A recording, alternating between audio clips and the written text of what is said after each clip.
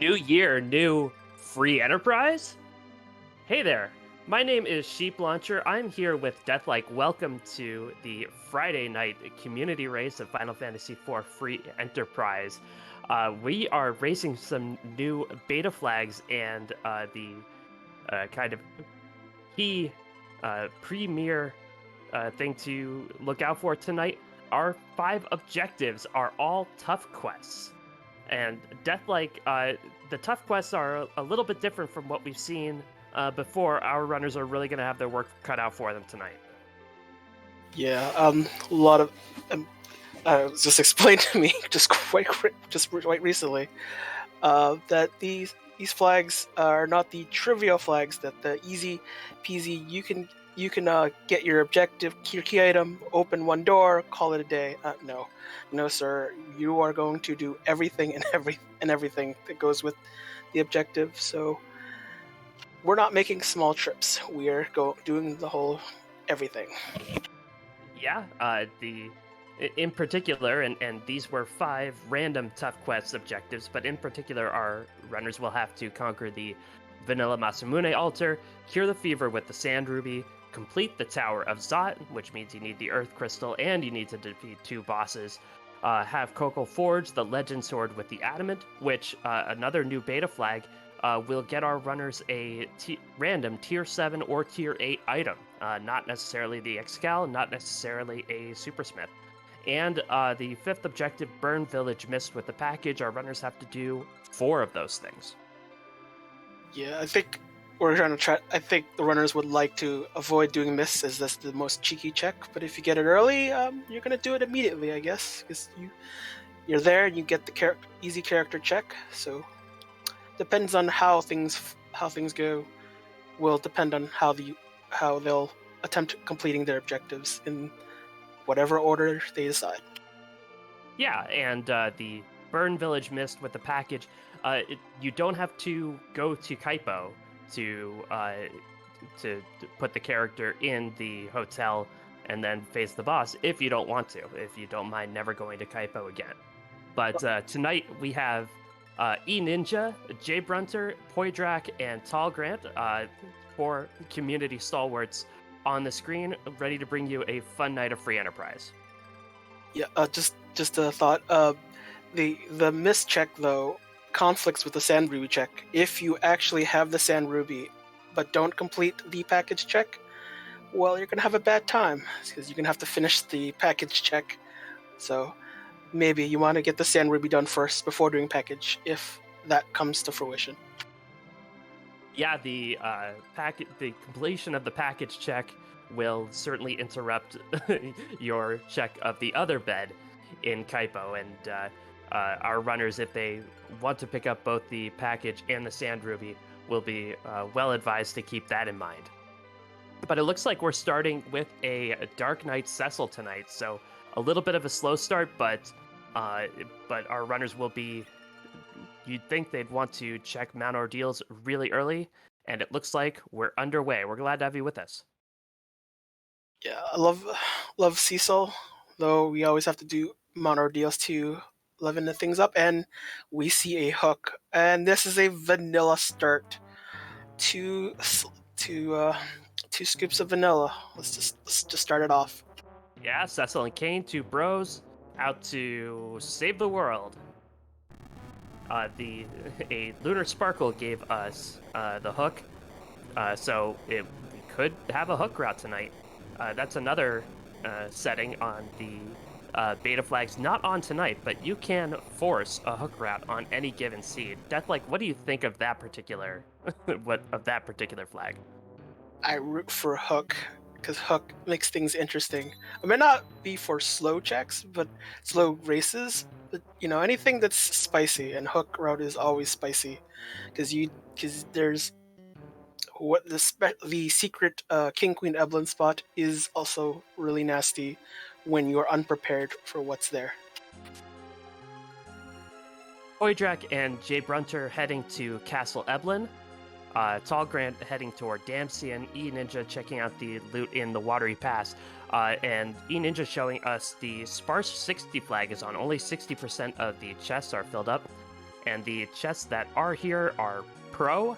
So Castle Eblan and Watery Pass are going to have the best stuff, but it's going to be slim pickings. Yeah, it's at 60%. So we're gonna do a lot more treasure checking than usual because we'd like to have some burr for our primer here, even though he's not Hero of the Seed, our starting character Cecil. So they'll probably look out for that, or at least something for Kane too. How How can we forget the Omnidextrous flag is on as well? So both Cecil and Kane and every single character will be able to dual wield, as well as wear any piece of armor anywhere.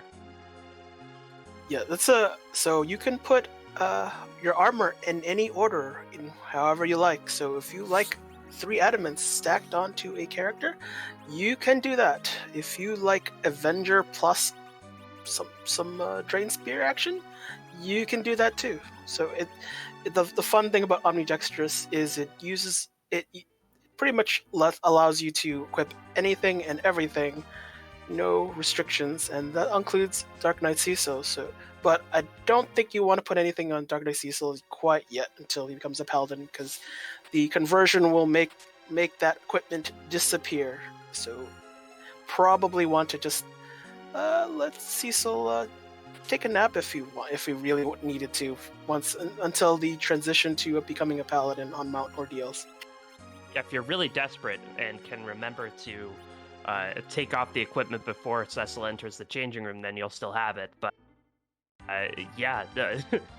Final Fantasy IV, the vanilla game, had enough characters coming and going, and once they go, if you remember from the vanilla game, you lose that equipment forever.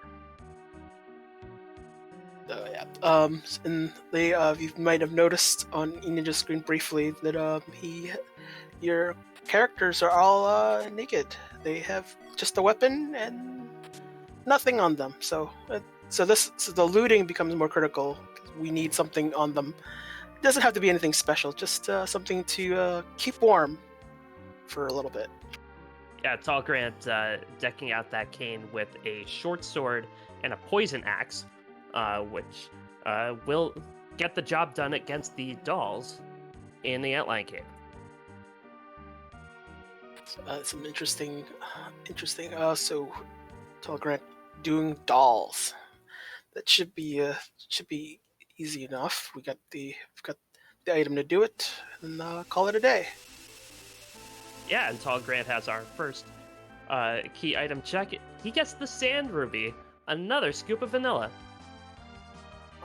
How many scoops of vanilla are we getting? This is starting to become a Dathus seed. Yeah. Poitrak coming in to check in on Eddie in the bed. The beta does have a no free key item flag, which makes it a little bit more clear when you're going to want to check Eddie and when you're going to be hunting for that Demus. And the no free key item flag is on. Yeah, so Demus hunts are a thing, and they are. It's like the secret, nastiest last location type of check where Miss can be anywhere, and when it's hidden really well, it comes to play. And we're going to pick up our character. I think that's Palom. Yeah, Palom in bed. Yeah, the ponytail was on the left side. Wait, that's a Porum. I thought that was a Porum, which would be a French vanilla, I'd say. It's another white mage. Well, it's the white mage we need now, not the white mage we want. That's okay. Deserve ain't got nothing to do with it.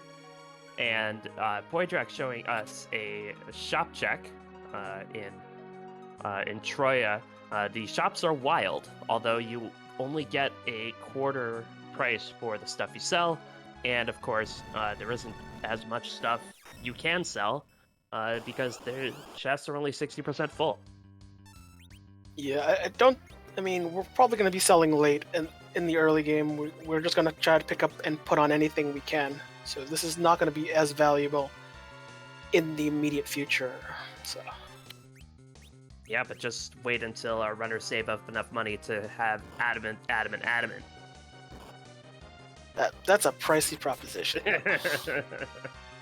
But possible. How many gold dragons can they beat up before before that happens? It could be a dozen for all we know. And they come in pairs if we get access to the siren. Yeah. So Jay Brunter using that hook to dive Cave Eblan. I like this play a lot. There's a character down here. You don't have a source of exit, but maybe you get lucky. You find one in a chest. The way to Cave Eblan has higher tier loot. You get a character at the end of it. And you get a couple of shop checks. I think Jay Brunter's making a good play here. Yeah. Also, we get the treasure chest, and there's only one trap chest, so there's only one you have to worry about. And if you womp on it, we get a siren. You get siren, so that grind is available when we need it, if we can afford it. Not quite yet. Yep. Having stuff available isn't going to be the issue. The problem is going to be finding a way to pay for it. And Jay Brun did find that trap chest in the infirmary. You gotta love it. Hey, it's in a place no one will look and will not look again, unless we really want the treasure. Crystal sword, all that burr can be contained that one pot. So it's just good to just keep it in the back of your mind when you're doing your treasure searching. That hey, maybe we'll do this when we get a chance. Next time you're in the infirmary, by the way, there is a character in there that says, "Oh, I was just checking the bed and a monster jumped out at me. It was horrible." And Jay Brunter experienced it firsthand. Meanwhile, Tall Grant tried to go up Ordeals and found a rude Golbez in the first spot. Said no to that and is defending Fabul instead. This is not turning out that much better. Got a Val. No, this shouldn't be as bad. We have Kane, but it might be a little slow going as we need to get our hits in, and Val still, even at this spot, will make it a difficult, especially when they do not have the levels to go with it. I mean, it might be better to try Hobbs or something. This might be a little bit slower due to not having the levels or the weapons to do enough damage. Yeah, that Kane keeps missing on his jumps. And we find her. Yeah, it's definitely. And we find our Sid in the edges spot. Yeah, and Dr. Luge in the Rubicante spot. We still have to see who's at King Queen Eblan, but Dr. Luge in the Ruby spot, not bad at all. I mean, Dr. Luge is free in most instances. The only thing is he has just so many sequences and in between battles. This script is just time consuming for most runners, and it's not too bad though. E-Ninja showing us who's at the top of Hobbs. That's a Palom guarded by Golbez. I said Golbez was at the front spot of Mount Ordeals. He's actually on Mount Hobbs. The juice is not worth the squeeze there, and E-Ninja jetting off to Fabul as well. Might be worth picking up Palom later. Palom does speed up a lot of the early game, but when you have a Golbez, we don't quite have the levels. We might try to get Kane up, at least a decent weapon, maybe some sort of fire weapon to just expedite dishing damage. Otherwise, we're just gonna, just try to skip to Mount Ordeals, and that could not the worst. It's not the worst thing, but it looks like Fabul is where everyone's bound to go sooner or later. Grant is through. We have a question in chat that we see some dual wielding people on the screen, and I thought that only happened in Final Fantasy V. What's going on, Deathlike? part of Omnidextrous is everyone can pretend they're Edge for a day, and that's cool. But not only that, a lot of the two-handed weapons are they have their bits turned off, so they are all one-handed. So you can dual everything and everything, even the kitchen sink. Well, not really, but so you can put spoon on one hand and charm harp on the other, because you can. Yeah, it was one of the wacky flags that was introduced in April Fool's Day 2021. A lot of fun to play. If you haven't picked it up for yourself, it's well worth doing because you can slice and dice in a whole different way. It's a lot of fun. Tall Grant did get through that val and got a tower key for his trouble. Yeah. So the one thing about Omnidextrous is Yang is not the most represented in this flag set. So Yang uses a special attack formula, so that's kind of scaled with his levels, but it doesn't matter what weapon you put on him. His attack power doesn't change outside of strength and agility bonuses. So his value in an Omnidextrous flag set is not so hot.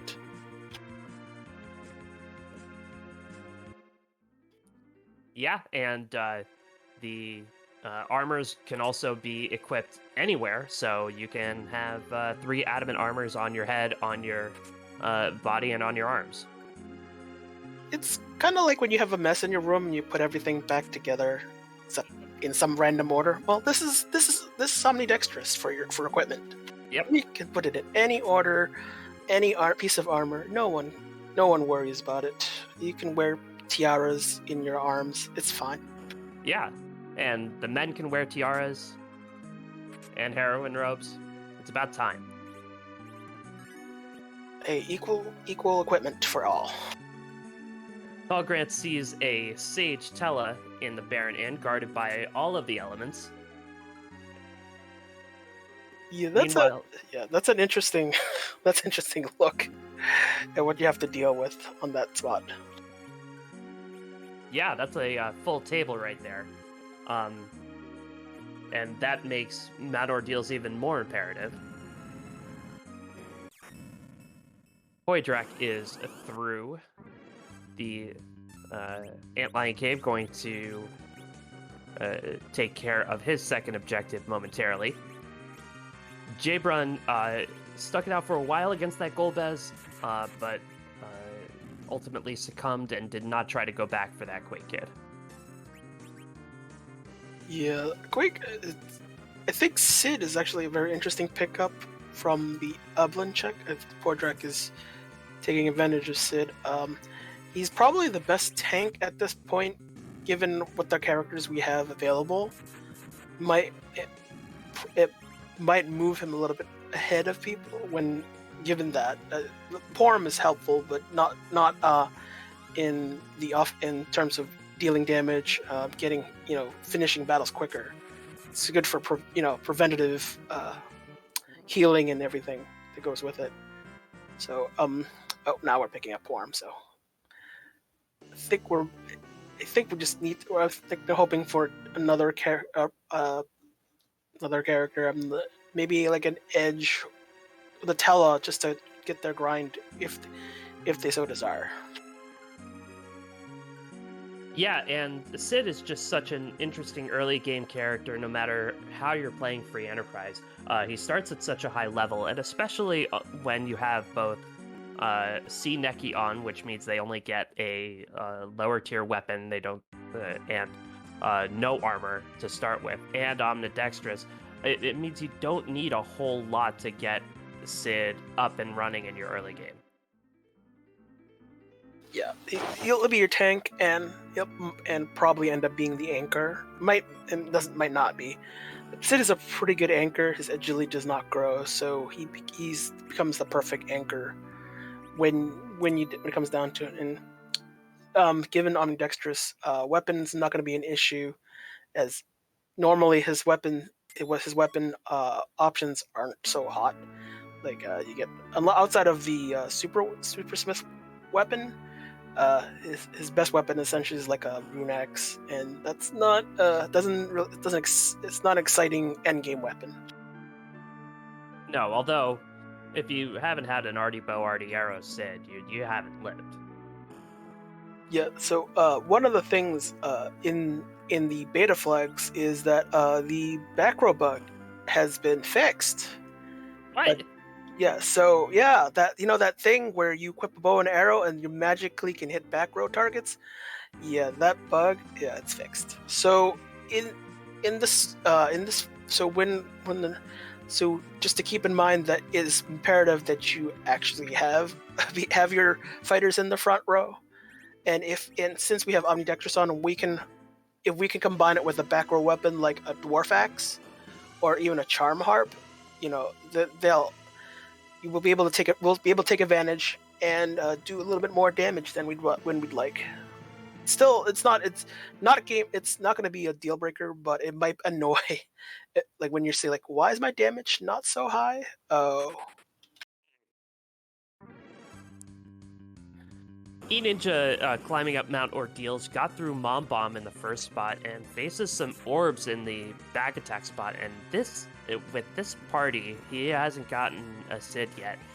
This is going to be really annoying. Yeah.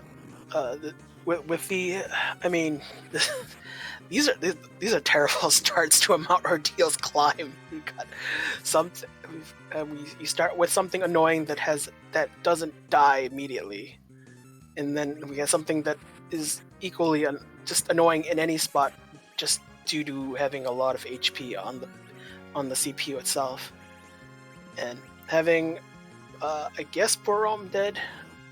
For now, maybe she's going to be the anchor. I have no idea, but this is going to make the fight quite a bit more difficult since Kane is doing all the work and would have to spend some turn healing, and that's just time not spent dealing damage. And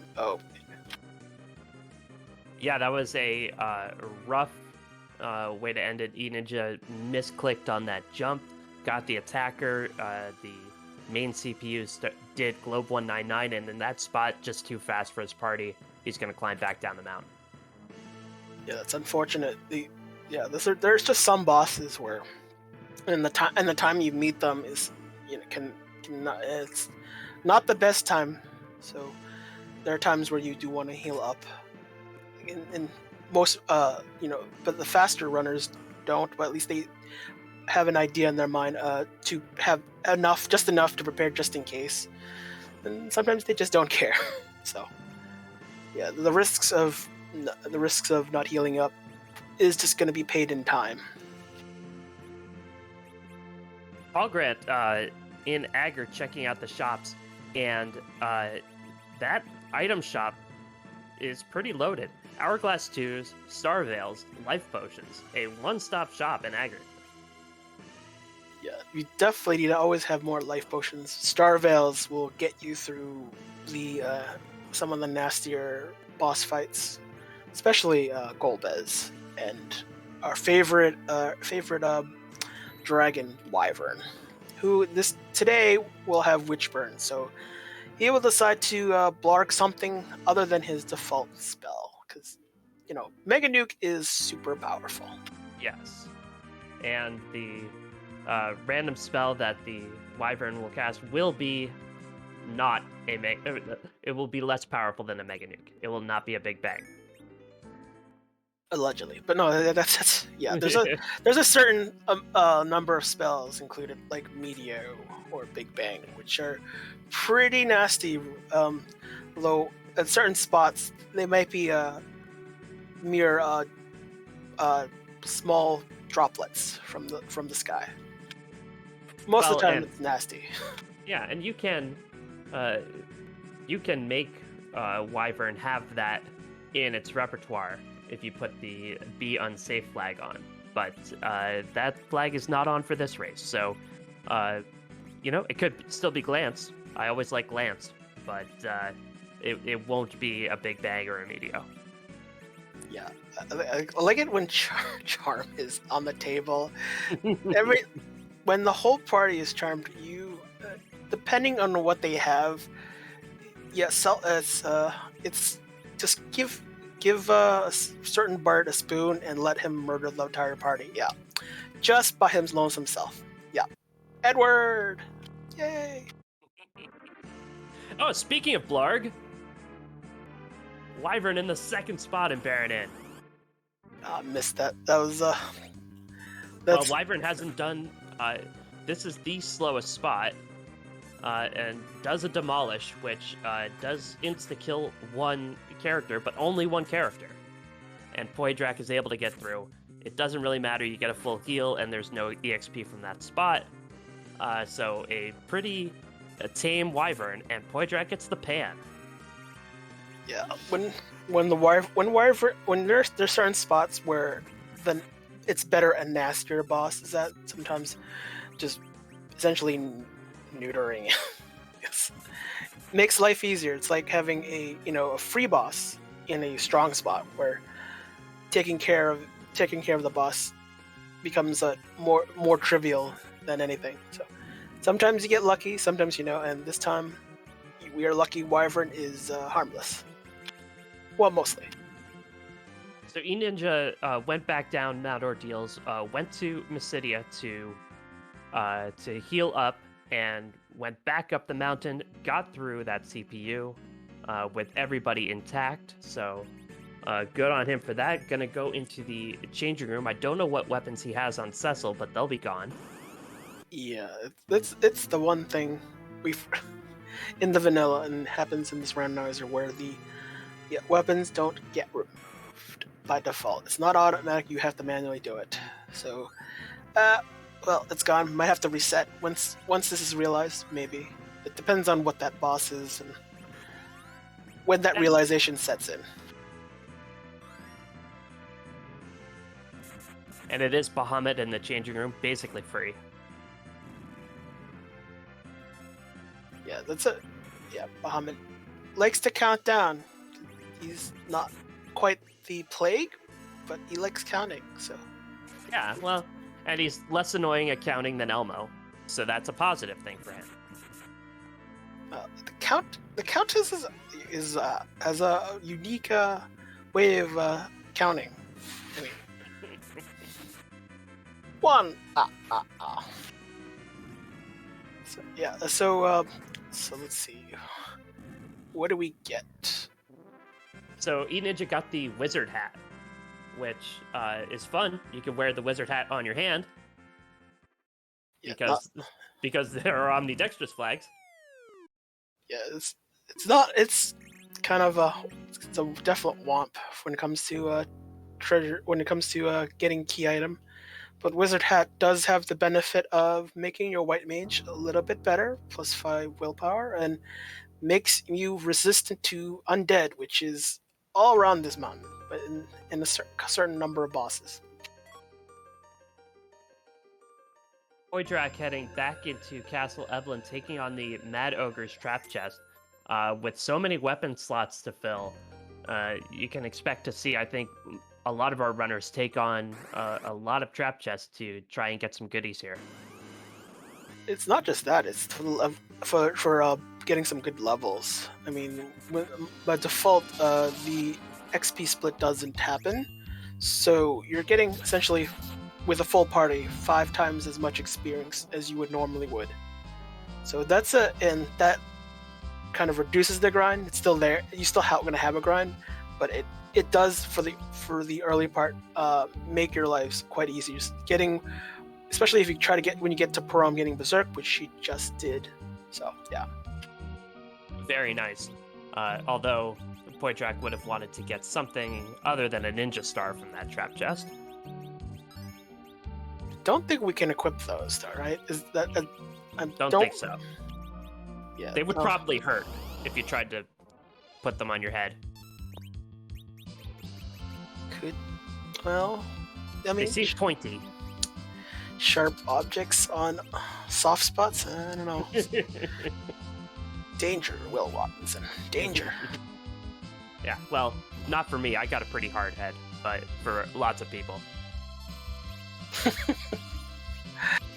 Alright, Some other things about this seed. We have we are able to use the warp and life glitch.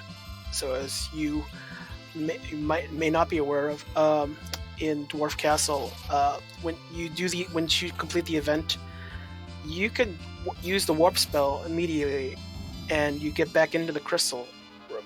And it's the thing about it is in it's the same room that's pointed to in the game from Dwarf Castle and from the sealed cave. So that's why the warp spell gets you there and gets you immediate access to the darkness crystal, which is kind of nice, and will be a trip saved from, especially if we keep our Tala, so we don't have to make a full on trek into sealed cave, which is a really nice thing. Yes, very much so. And some of our runners have, I think only one actually has picked up that Paladin. He could do warp, but you have to figure most or all of the runners will pick up that Tela before they decide to head into the hook route. So the warp glitch will certainly be on the table. Yeah, it might be interesting, like in Talgrand's case, where you pick up the Paladin, may want to switch Paladin out. Like warp, I think is a little bit up there, like 28 or something. It's a higher level. If we had a Rydia, Rydia learns it much quicker. So Tela has it. Tela would require a Mount Ordeals trip to have warp available. So those will be on the table, especially with the Cecil. The Mount Ordeals check will be essentially mandatory if you're going to keep your Cecil.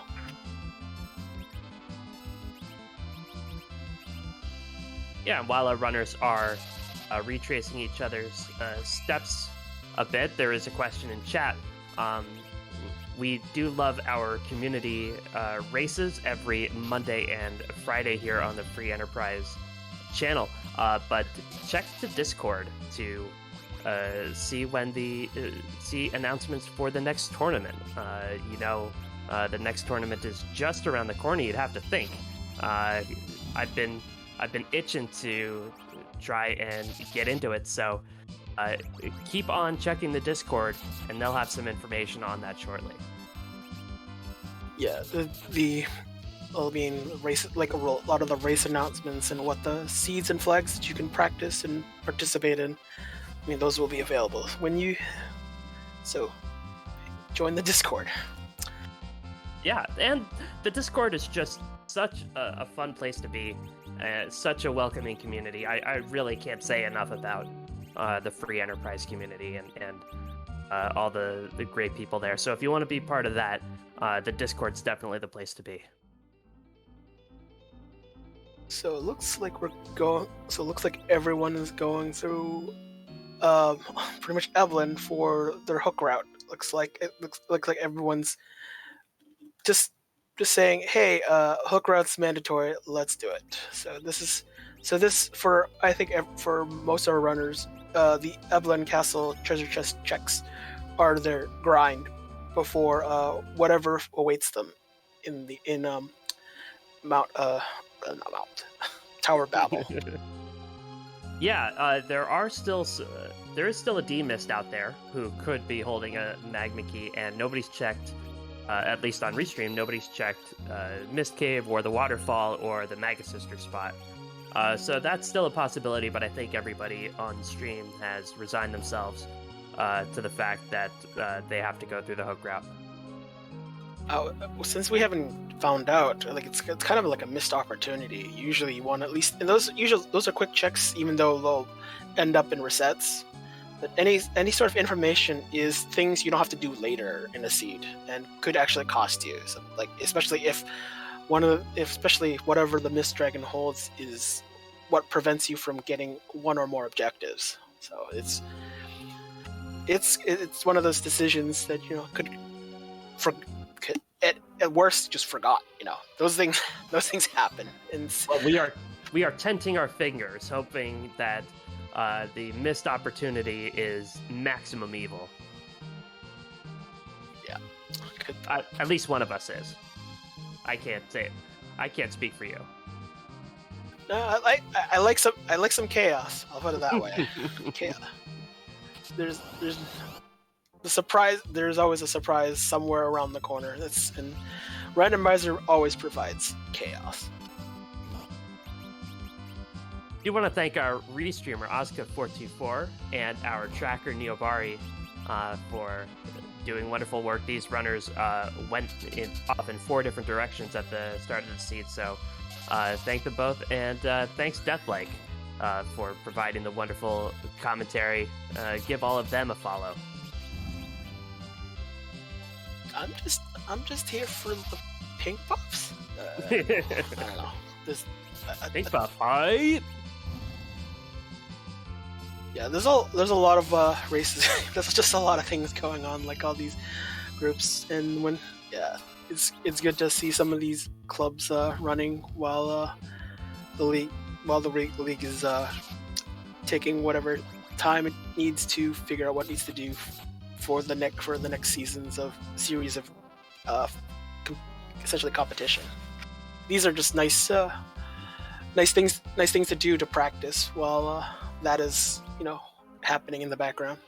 Yeah, and there are 8 runners running this particular community race, and the community race admits people of all skill levels, even me. So if this looks like fun, definitely join us. We race community races every Monday at 8 p.m. Eastern, every Friday at 10 p.m. Eastern.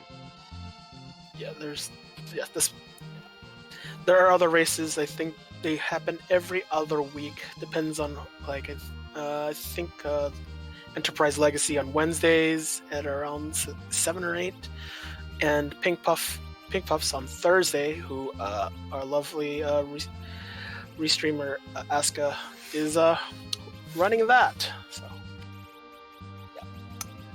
it's fun, Asuka. You'll just insert harp into a seed. That's the way. That's the way. Now this is interesting. Poitrak is diving that hook route, but has not gone up more Mount Ordeals yet.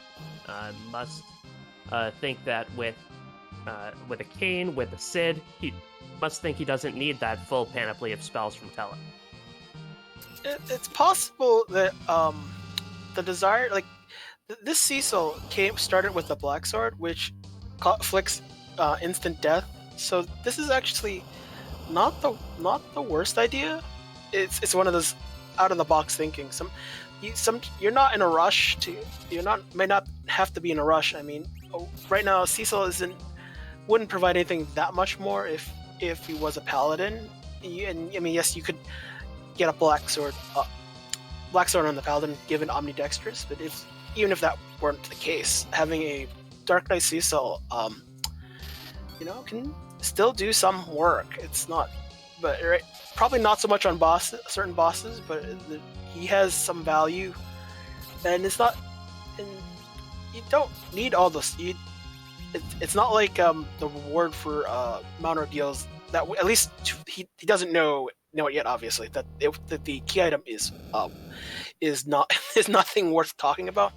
But if he doesn't need that Tela online or the Cecil, if you can ditch him for someone else, that's not the worst thing.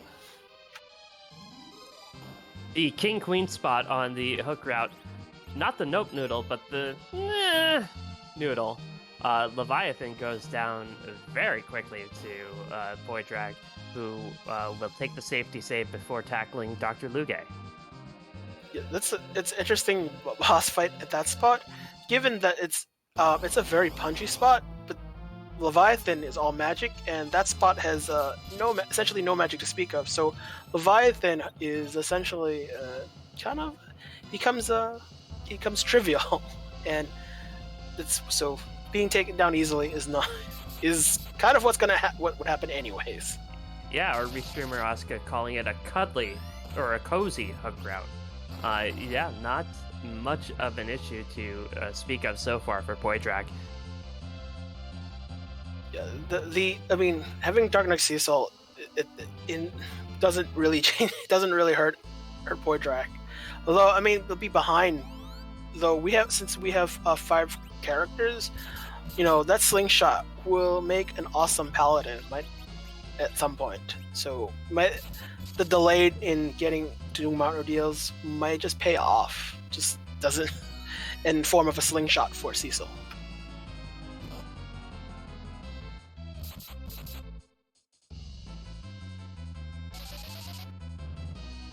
The heal, yeah, that heal is kind of from Dr. Legay is just scripted, so it doesn't really do anything. But it's like, yeah. It takes up more frames while it does the animation. Oh, and Talgrad did find a tiara in Castle Eblan. I'm sure all the other runners found that as well, so everybody will be rocking very fashionable headgear. Hey, tell what looks pretty in a tiara, and you can't say no to that. You really can't. Let people be pretty. Yeah, then now we're in the second phase of the Dr. Luge fight, and this one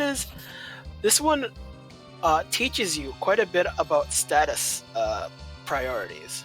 So one of the things about poison is that it prevents statuses kind of essentially below it in terms of it's just a numerical value. But usually those like weaker statuses like berserk and mute, things like that won't work. It just won't work. So you have to actually and this can be useful in certain fights like Golbez, where you want to prevent paralysis, which is part of the hold gas that he uses in the beginning of the fight. So this is very useful in terms of knowledge and things you can do with it. Yep, and it teaches you the dulcet sounds of the poison walk as well. It is a nice jingle. Let's be real. It's a nice jingle. The format Ogre Chest gave E-Ninja a Dragoon Spear. Will be really useful if he decides to get some sirens and go after the eggs or the gold dragons on the moon. Yeah, once you get the funds to buy the sirens, it's gonna happen. I think our key item situation is okay at the moment. That might change when we get closer to 10 key items, where when we have 10 key items, we get double XP for the entire party, so your grind should be half as long, ideally. Might not, in some grinds, not quite half, but it's twice the XP is always good. And once our runners get underground, they have a lot of free or close to free key item checks if they want to take them. There's the free key item check in the Fey March. They have the pan, so they get to bonk Yong on the head with it, and then go back above ground to pester Sheila for 2 key items. Plus, they have the tower key, which all of these parties can take on that tower key boss. Maybe not the boss at the top of the tower, depending on who it is. Poitrak walked right by it without showing us. It's a Mylon. Okay, well, then that's basically free as well. Yeah, the underground might be our runner's oyster here. Yeah, it should be noted that it's funny that when I was first introduced to the randomizers, just when I found it, it's like, wait, we do the underground without float? Well, yeah, you just walk through damage tiles, and since damage tiles don't kill you, it's fine. It helps, and it's one of those in the damage tiles in the Scythe's Cave and Cave of Summons allow you to have a Cecil have at full HP and everyone else at 1 HP, so you can do cover strats, which is a very strong strat for enemies that just go all ham on physical attacks. Yeah, we haven't seen too many of the hugely punchy enemies yet. So a the king queen of the land of summoned monsters could contain, for example, an antlion. Yeah, but Antlion's not on the moon. We need to check if it's on its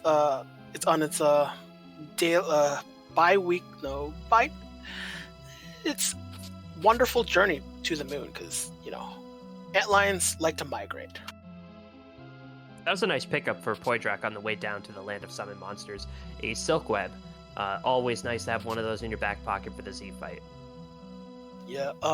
So silk web is effectively casting. It's like casting slow twice on the enemy, and that's where you get the most out of slow, where you have to cast it twice. Unlike a lot of the Final Fantasies, slow in this game, you need to apply it twice to make your enemy go about essentially half as fast, which is pretty significant when it comes to anchoring and essentially figuring out how to survive. It's just surviving against Zeromus when you're at lower levels, especially. Poydrak, thinking about buying that Stardust Rod, wants a stat stick for one of his mages. Well, shops are selling a quarter, so we need to actually get some really good stuff, and that might be a little longer before we get to that point. It just doesn't seem not quite enough money yet to buy it. There's one more vanilla, Ashura in the queen spot. Married to a lunar sparkle. We've already seen Wyvern. How about some D's lunars, maybe? Let's hope for that. Or Ogopogo in the king spot. That would be nasty. That would be devastating.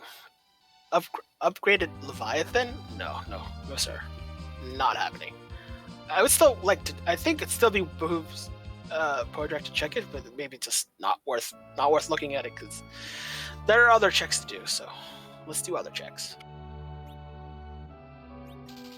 E-Ninja made it through that Leviathan. Going to go back and save before tackling the good doctor. Yeah, that's so. In between the first fight with the King Queen Eblan spot, you can just kind of essentially run away back to the save spot. It's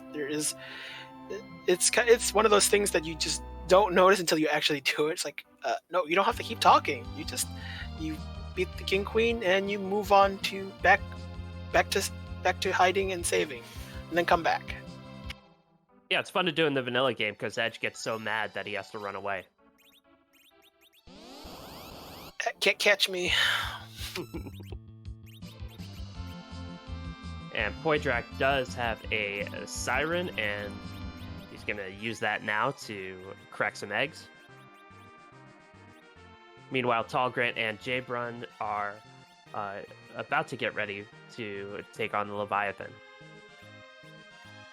I wonder if this grind is going to be long. It seems I feel like he's trying to get maybe some levels on Porm to get Cure 3. Maybe it's hard to tell. I don't know. Just a quick egg scramble. Oh well. Yeah, I'm gonna take care of the pot. I think Poydrak wants to take care of everything underground in one fell swoop if he can. Well, we're not going to be able to do Forge unless they just happen to drop upon us. But I think Tower looks like to be the next play. Especially when you have the Tower key, you might as well get that done. And there are 4 trap chests here too. Yeah, we're not going to do it for K-traps, and so K-trap is just putting the key item in a trap treasure chest. We're just here for the loot, and looting, especially with the T-Pro on, should be helpful. Right away, he gets a Gungnir Spear. I think we got a Dragoon Spear somewhere else. That's true. Well, we could get it. Well, anyone can use it, so it doesn't matter. You got 10 hands to fill. Well, we're not. It's not. We're like what's that guy from Final Fantasy V? Gilgamesh. You know, when his other form where he has like 6 arms or something.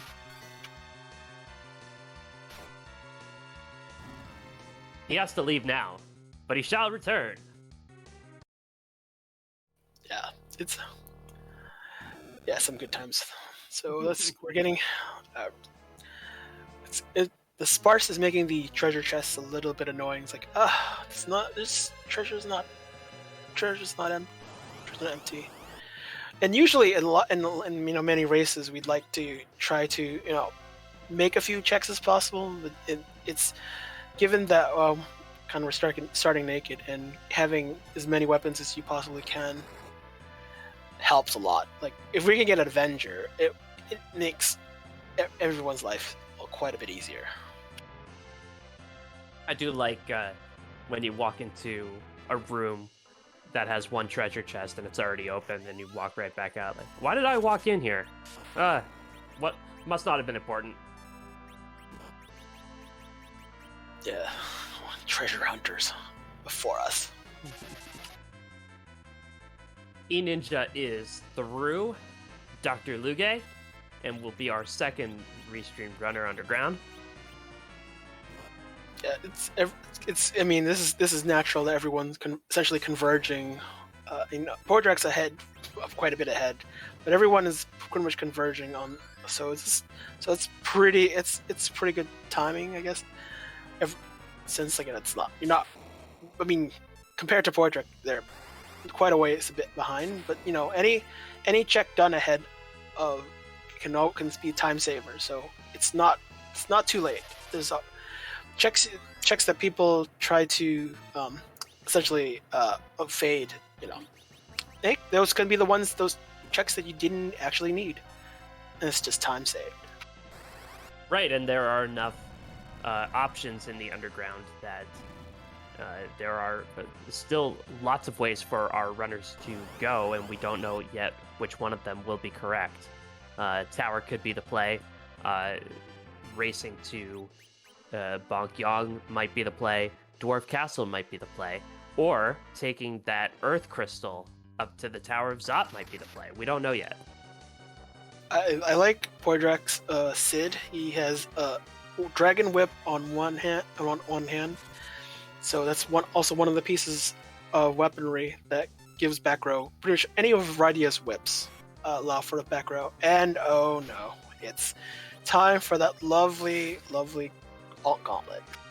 So, Keyless Tower is always the play, but alt gauntlet in the cannon room. How annoying! Podrak has got to be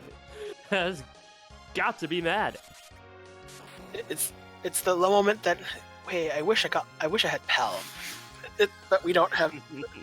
And hey, the opportunity was there. He was on Mount Hobbs, but hey, this is the choices we make. We don't. If we had Paladin, we might have Quake, and these would be one and done pretty easy, quickly. But we're just gonna punch our way through, which is what this group is pretty much going to do. This spot has 900 HP or so, but Alt Gauntlet doesn't care about that. Alt Gauntlet has 5 random encounters from the surrounding area. The random encounters aren't really that difficult. It's just annoying. In certain spots, the encounters can be difficult, especially at not the Crystal Altar. It's the Masamune spot. So that's where Ogopogo normally resides, and that's a fun spot to have an alt gauntlet. Yes. Here specifically, it's not difficult, but the enemies do have enough HP to make it so sometimes they can't be one-shotted, and it's just a pain. I think, especially this, the thing is, the good thing about the alt gauntlet in spots where you do not normally get XP, well, you're gonna get XP anyways. So that's the only real plus I can say about the alt gauntlet. That is, hey, it takes time. Well, hey, it's a grind that you may not exactly want at the time, but that's the one you're gonna get. Hey, so remember how we said that there were lots of different options in the underground? Well, E-Ninja went straight to Dwarf Castle, is taking on Mylon Z, so we know that Mylon and friends are at the top of the tower. And Jbrun went right to redeem that pan. Got the twin harp from the young, the sleeping monk. He gives us a harp, and it would just tickle us pink, I think, if he would go chase that harp for us. It could happen, but we're gonna do the Sheila 1 and 2 check at the moment, given that we have the pan. So we'll see what that pans out. Poydrak does destroy that cannon room, is going to head up to the top of the tower and take on Mylon and friends. Come on up, come to the place where fun never ends. Come on up, it's time to tower with Mylon and friends. Mylon and friends. Well, there's no lasagna at the top of tower, though. Could be cake, though. Oh, there it is. Moon access from Sheila 1 with the Baron Key in tow. So we know we're going to have to do Vanilla Mass Moon, so that's... I'd probably try to put that off, as we still have think those things to do back in the underground. So, don't look now. Once Jbrun checks the free chest in the Land of Summon Monsters, he is a package away from go mode. The Land of Summon Monsters has that Earth Crystal to complete the Tower of Zot. He has the Darkness Crystal to complete the Vanilla Masamune altar. And just needs one of the other 2 objectives to complete his 4. Yeah. I mean, I mean, Forge is always a two key item requirement, so it's easier to wish for the package. So I guess, but once we find either combination, we'll then someone will be in go mode. But we're not quite there yet. Well, Jbrun is going to be the runner of the people and make that harp check. Meanwhile, E-Ninja, completing Dwarf Castle, remembered the warp glitch, just gets a gold apple and a ninja robe. Dwarf Castle, nothing doing. For Edge not in Seed, right? Well, anybody can have a ninja robe, but... That is true. And you can wear it on your head and go as Edge for Halloween. Isn't it always Halloween and Omnidextrous? When you think about it.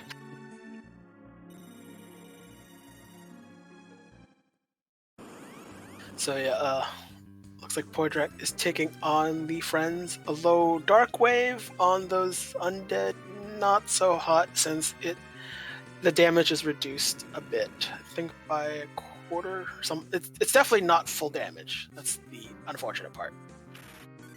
Well, Jbrun has to sit through Dark Elf's entire script, but once he gets done with that, he's going to encourage our bard to play him a song. I'm here for music. We all are. We're going to hear a wonderful rendition. We'll see you on the other side.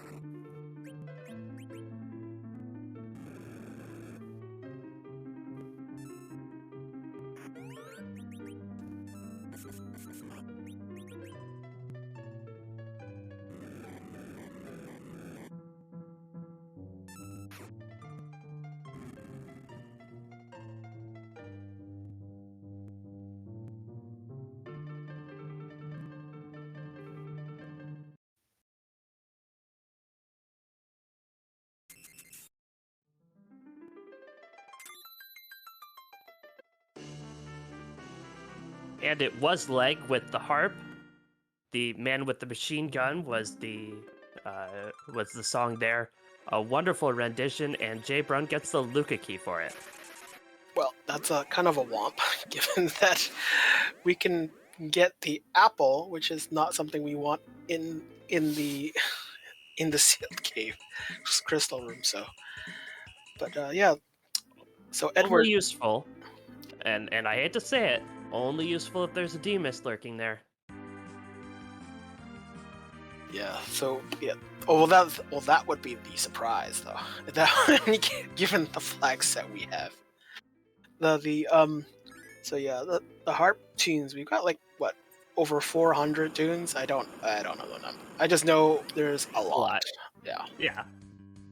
While we were sitting enraptured, Poydrak did defeat the Mylon and friends at the top of the tower, got an adamant, and I did not see what he got coming down from the tower.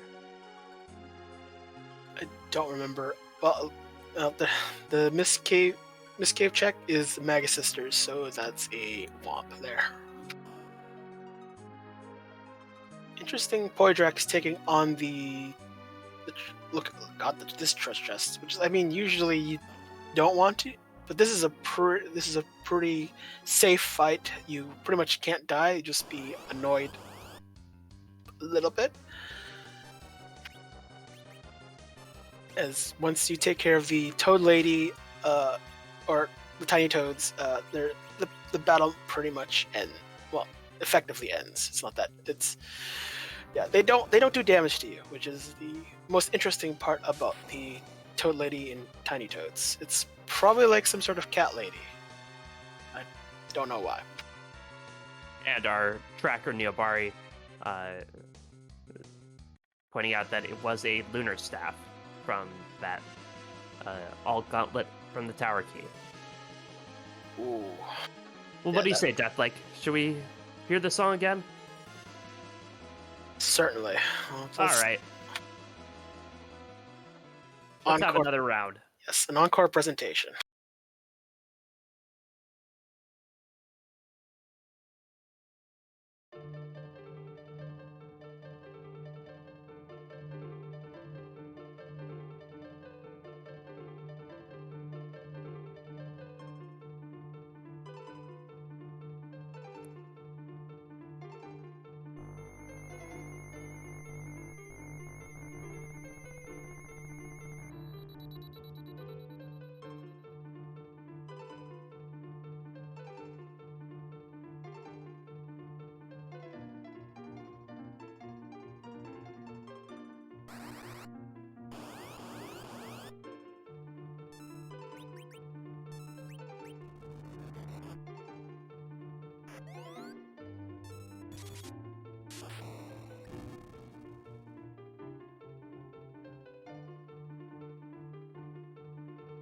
And Talgrat dispatches Rubicante with ease.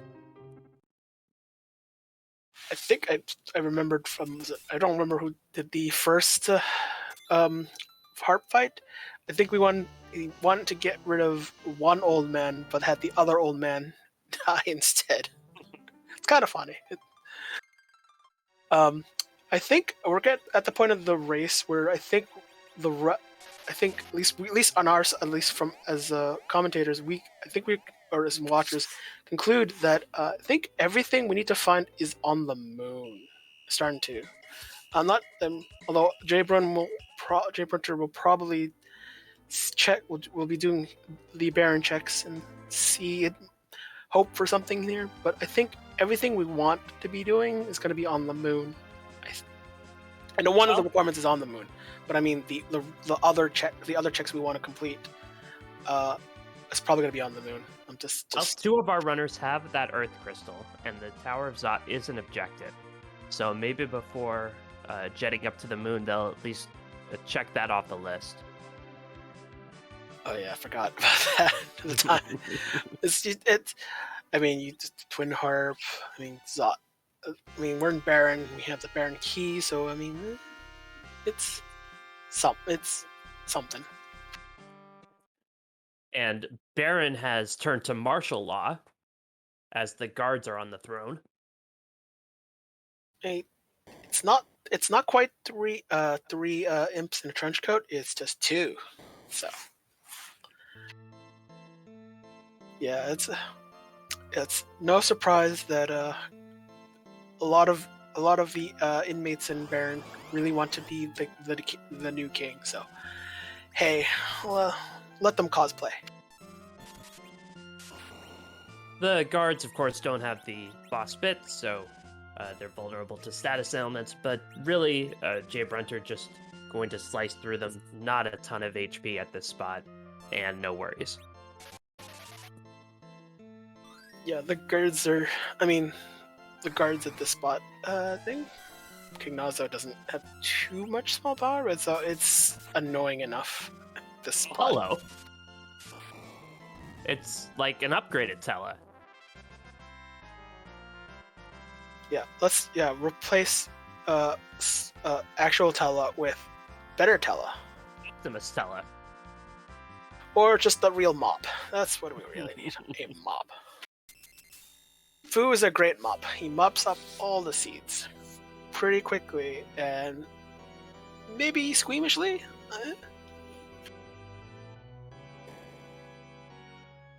Did I just see two figures turn to stone? Hey, that's vanilla.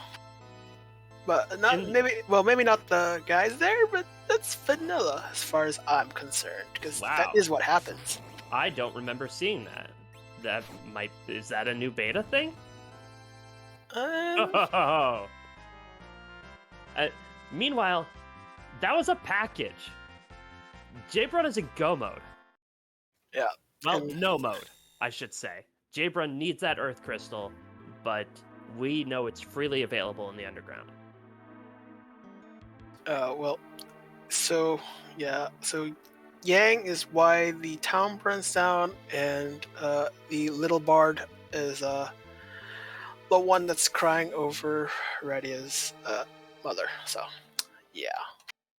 And the bard is going to be so mad that he's going to summon his bodyguard, which fits as a Prince of Damsine. He would have a bodyguard defend him and destroy half the world.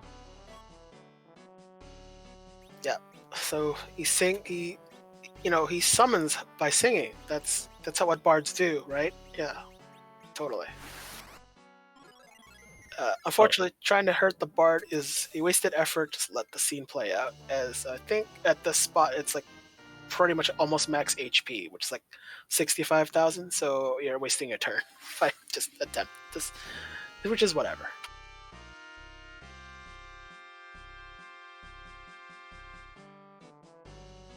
Thorgrand has made his way through Dwarf Castle, getting the bad news.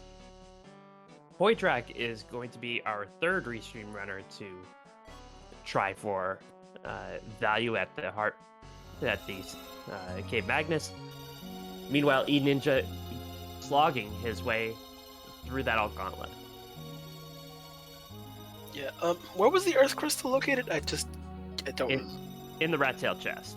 Ah, right. So yeah, you should. Yeah, as a reminder when you're racing, do your freebies. Your freebies make your life easy.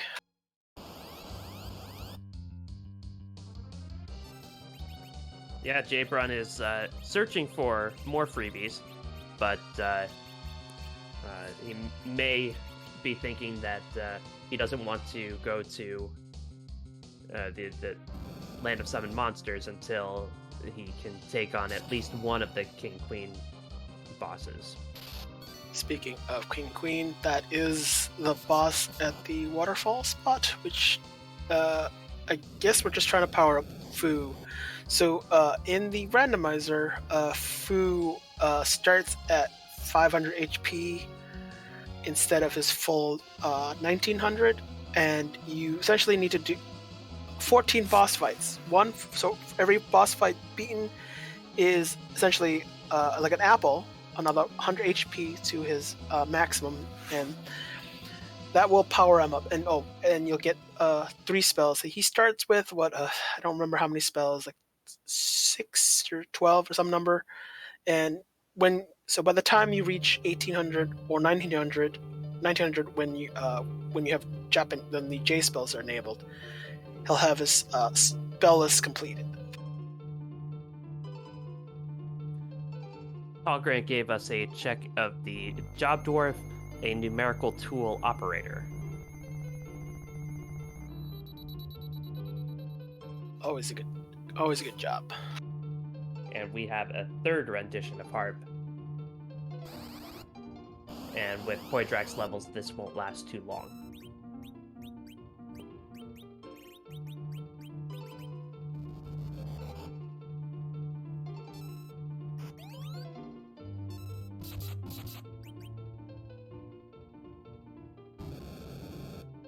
Do we just want to interrupt this or just let it go? I mean, we can interrupt it.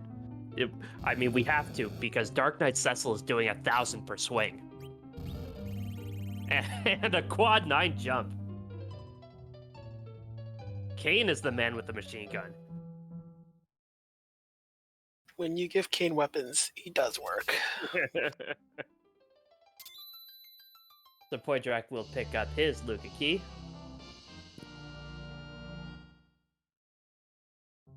Did he do dwarf in the warp glitch yet, or I don't, because he's probably not interested in doing it.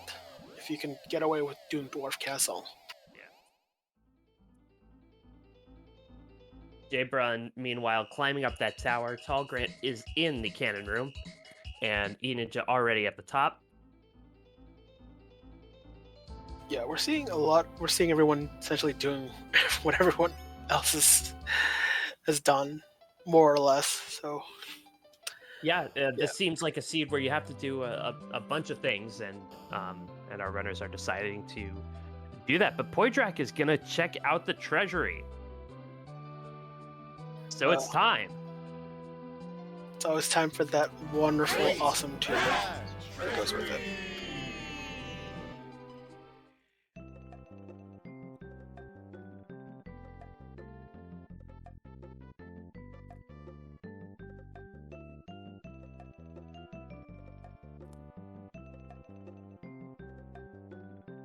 Yeah, that was a poison out of 10. It's a little bit better than that, but it's I would rate it like a 3. The best thing you got was like a sorcerer robe, and that was in the elixir. That's about it.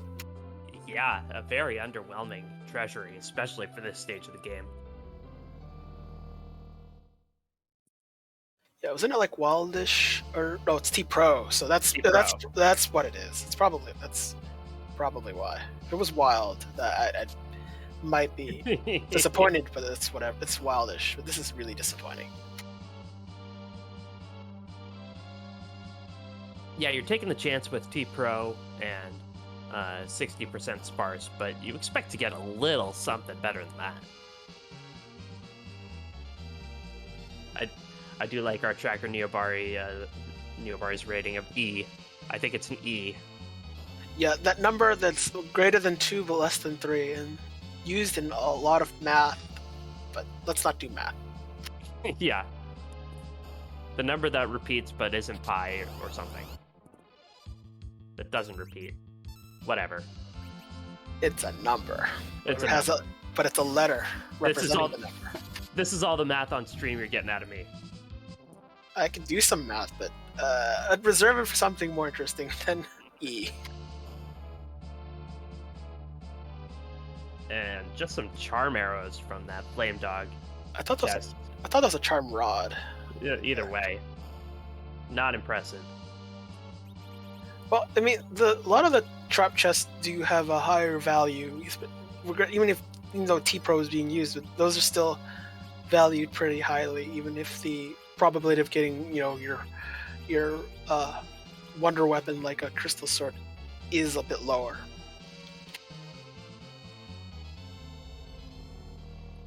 Poydrak is the first to actually take on this objective. Complete the Tower of Zot. Finds Baigen in the first spot. So some fun facts about Baigen. So his right arm is considered back row until you get rid of this left arm. Once you get rid of this left arm, the back arm is not considered back row. The body is considered front row. So this is something to remember. So at any given point, for most part, you'll likely have two body parts in the front row at any given time. As far as the back row is concerned. Yeah, that sounds like biology. That sounds like the way it works. Well, if your right fist is further away from your left fist in positioning, I guess it's in the back. Poydrak is through, encounters a summoner. Well, we'll see who else is tied up there. I mean, she's gonna. I mean, if she's not an anchor for someone, then who is at this point? Like, we're pretty much an hour into the seed, and yeah, it probably also might not even get on board here.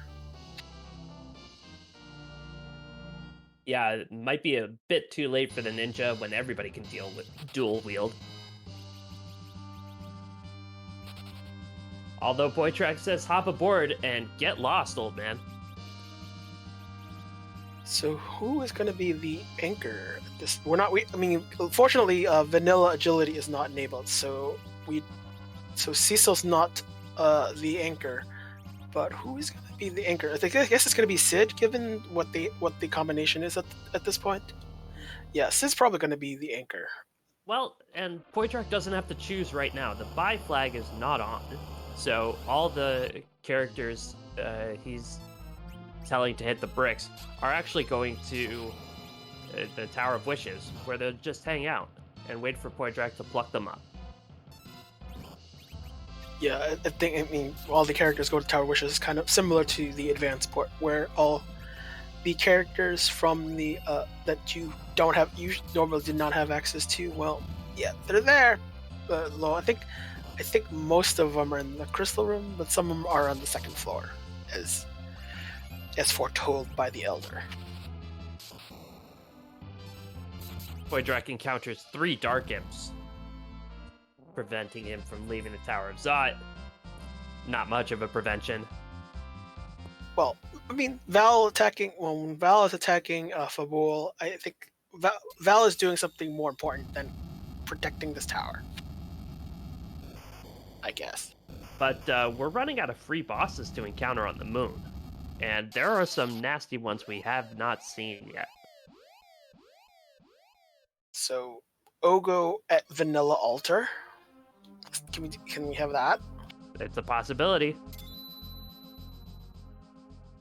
And not a bad reward either. A pink tail. Give me that adamant armor. I don't think adamants are turned off. Yeah, it's not. So yeah, yay adamant armor. It's good for any party member. It's good for what ails you. And you can put it on your head.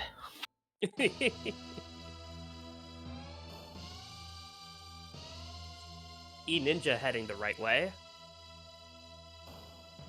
Going to Baron.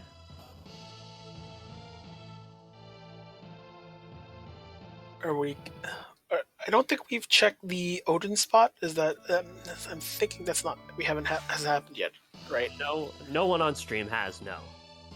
It's an interesting decision. I mean, that spot is that spot punches fairly not too hard, but it also has a really high magic stat. So it's not some check that you want to do if you feel like you're underpowered, or it's possible that people forgotten. It's possible there. Well, I mean, you don't really need to, and Jabron is going to pick up that Earth Crystal right now. E-Ninja already has, once he completes the Baron Castle, he'll be in go mode. Jabron knows he has everything he needs. Now he just needs to figure out a way to get enough levels to defeat that Masamune altar and to defeat Zeromus. Yeah, I mean, we have access to sirens, and I think sirens are in the item shop in Eblan. If I'm not, if I or someplace, I think it's That's Eblan. right. That I've seen them there. So yeah, that will be the first go-to, and we'll buy plenty for the grind alone. Right now, it looks like the Zot check is gonna happen. It's, yeah, Jamin's doing the Zot check, I think. Yes. He's already done the harp. There's only one reason to go to Troy at this point. And he's going to check that treasury as well and be underwhelmed. Paul Grant, meanwhile, in the land of summon monsters, looking at his options, thinking about it. I mean, it's better to find out what's there, and then what you don't have to face later. So it's these lunars, please, please. Ah, no. It's the palest of dims.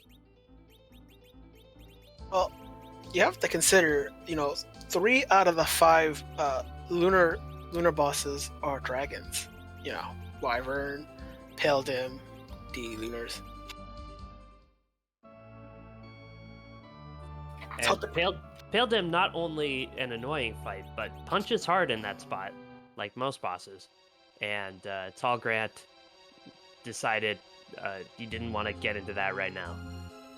Yeah, so a lot of the spots where a boss like Leviathan doesn't punch, well, they're not balanced because they don't need to be balanced if they're not punching. For purpose of the randomizer, they're wonderful because they they just punch way above their weight at that spot, which is very fun and always a fun surprise when when bosses start punching you pretty heavily. Well, if you're just joining us, we do want to remind you that we are playing this in beta because we are playing with the tough quests flags on. There were 5 random tough quests that you see in the middle of your screen, chosen at the beginning of this race. Tough quest means you need a key item or something like that. It's not just freely available on the overworld, and you have to do more than just open a door with the key item. You have to actually complete an object. Our runners have gone to Hill and Dale. Nobody's gone to the moon yet, but Jabron and soon E Ninja will be in go mode, and Poydrak is not too far behind. I'm just wondering if the Black Wizard is supposed to be oriented like that. I wonder if it's just intentionally random or not actually not in the right, like it's supposed to be facing towards the wall, the supposedly closing wall. But I guess we'll figure that out later. It's not, but at least it's a cool function, the new functionality in the beta version. Yeah, we just saw that. If you just joined that, it was a surprise to me at least. I haven't seen what happens when you liberate Baron Castle. 2 new random sprites turn to stone and prevent the walls from closing in on you. That's so cool. Props to our engineer, Zoe Vermillion. I bet that's Ver doing. Yeah, of course. If they're just in different random direction, then that would be funny too. If I think about it, it's like, how do I hold the wall? This way? My rear to the wall? Is that how I stop it? It's fine.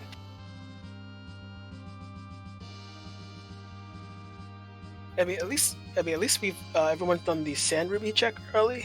So when we are doing this, the package check, it doesn't interfere too much. Although, if we really wanted to shop in Kaipo, well, we have to finish it, and it's like, whatever. We're not shopping at Kaipo.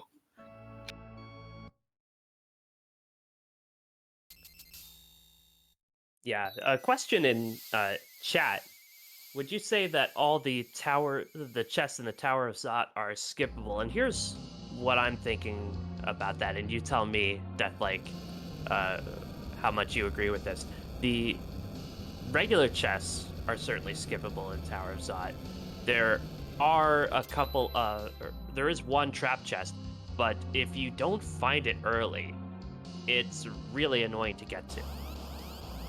Yeah. I think there's a like, uh, if I were running the seed per se, so I would check the first floor. There's a chest on the top left corner. It's kind of a little out of the way, but it's at least within your route. And then the flame dog chest, the vanilla trap dog chest spot. That is usually in your route. It's not too far out of the way. And about outside of those two, you're going out of your way to getting other treasure, which is usually not worth it. I mean, the waitings I believe are still pretty good for Tower of Zod, but otherwise, it's like if you have to search through all of them, you're wasting a lot of time. I'll grant also making the decision to uh, ditch the Tella to keep the edge, and that is a party of 3 fighters and 2 twins on Tall Grant's side. It's interesting decision. I mean, at this point, we're just gonna be living, even if probably if Rosa's on the moon altar. I don't think she's gonna be picked up. So we're uh, replacing. I mean, Tella is not gonna be. I mean, has some uses. If we're gonna go like full berserk, maybe full berserk team, then almost a berserk team, then Tella is probably not going to contribute too much going forward. So I don't fault people for trying to ditch Tella, especially if you want another fighter. Meanwhile, Jaybrun picked up both of the characters in Tower of Zot, Edge for his edge abilities, and Rydia for her level 1-ness. Rydia at level 1 is probably the perfect anchor. I think her agility is like at 4, which is the lowest of any starting character in the game. So yeah, she's a the best floor watcherer in the entire game. Oidrak picked up his sirens, and he's going to get to work. Yeah. I mean, look. Judging from the key items, I think that's just enough for the grind. Don't have to worry for anything dangerous. Scramble some eggs when you feel like you're ready, which is probably at least Porum reaching Cure 4 or White. Then you're good. White will be further along, but Cure 4 for most runners is like the bare minimum. And it looks like E-Ninja is going to do his harp, which will give him nothing, but that's okay. More music. Yes, one last rendition of Man with the Machine Gun from Final Fantasy VIII. And Jaybrun, it looks like, is going to dive that Eblan cave for his sirens.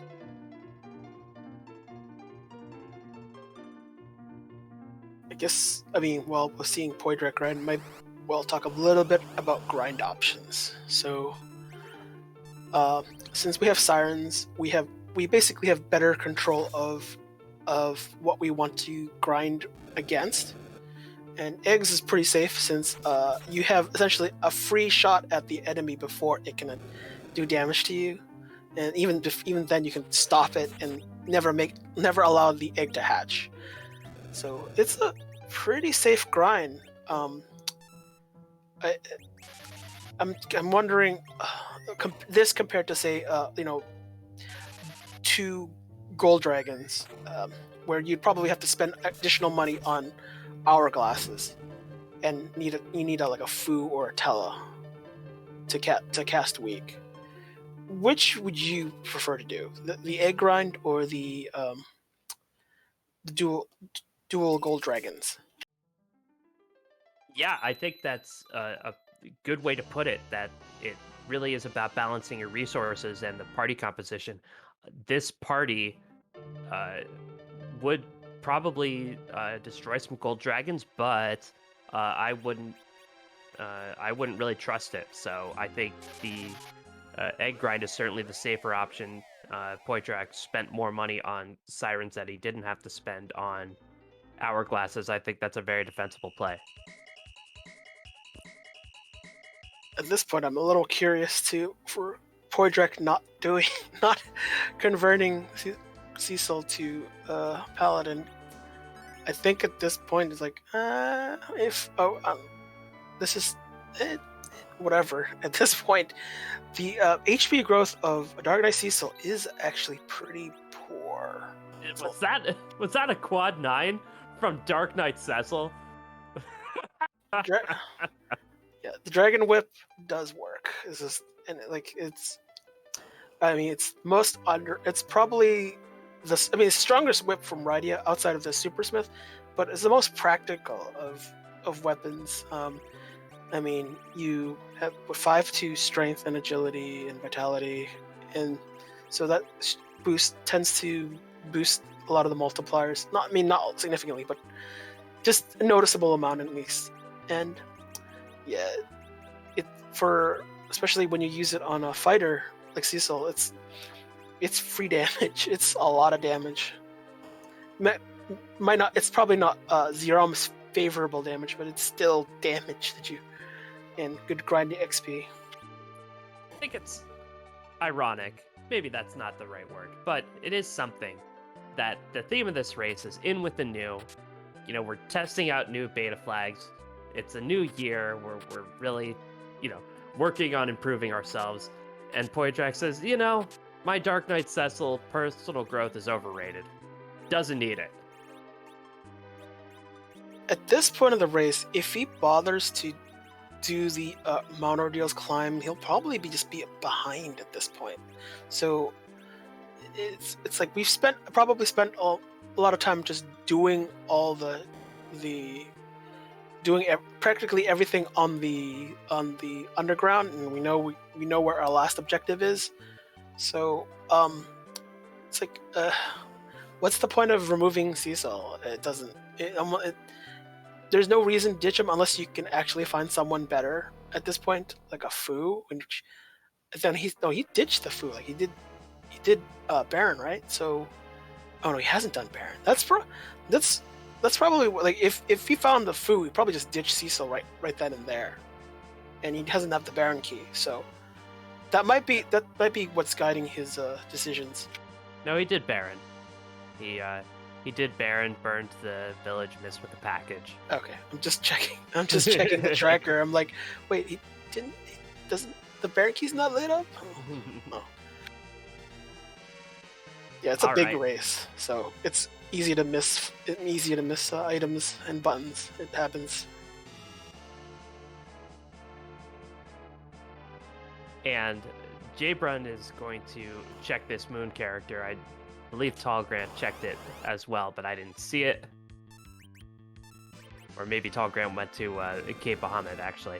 And it's just a punch mage up on the moon. Nobody's got time for that. Yeah, I don't know if Jbrun's done his grind.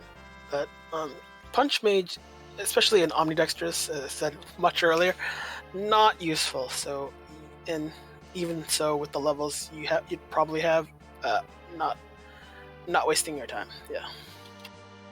All right, and Poitrak is heading off to the moon. And before we get really to the stretch run, did want to thank our restreamer Aska424 and our tracker Neobari for their terrific work tonight. This has been a really exciting race, and Deathlike, glad to be on commentary with you. It's fun to be with you too. It's a good Friday night. It's a good time to play some randomizer. To play a randomizer. Randomizer. And it's a chill hang, but it's also really competitive, and this is going to be a really close race coming down the stretch. We'll see how much Jbrun wants to grind here, but one mistake at either the Masamune altar or the Z fight could really flip this race on its head. It's still anybody's race. Yeah. So, yeah, the Ogo spot is pretty strong. The Ogo spot is fairly punchy, but it's, at least in terms of vanilla standards, it's like normal. You know it punches. The magic at that spot is really high. So putting any boss that casts some damaging magic like a Rubicant, which we've seen earlier, so he's not there. But if we did, would pretty much take a character down immediately. So it depends on what the who's at that spot and what spell they have available to them. So it could change pretty radically depending on how difficult that boss is. Hoggrake going to try and find value in Cape Bahamut finds Dark Elf.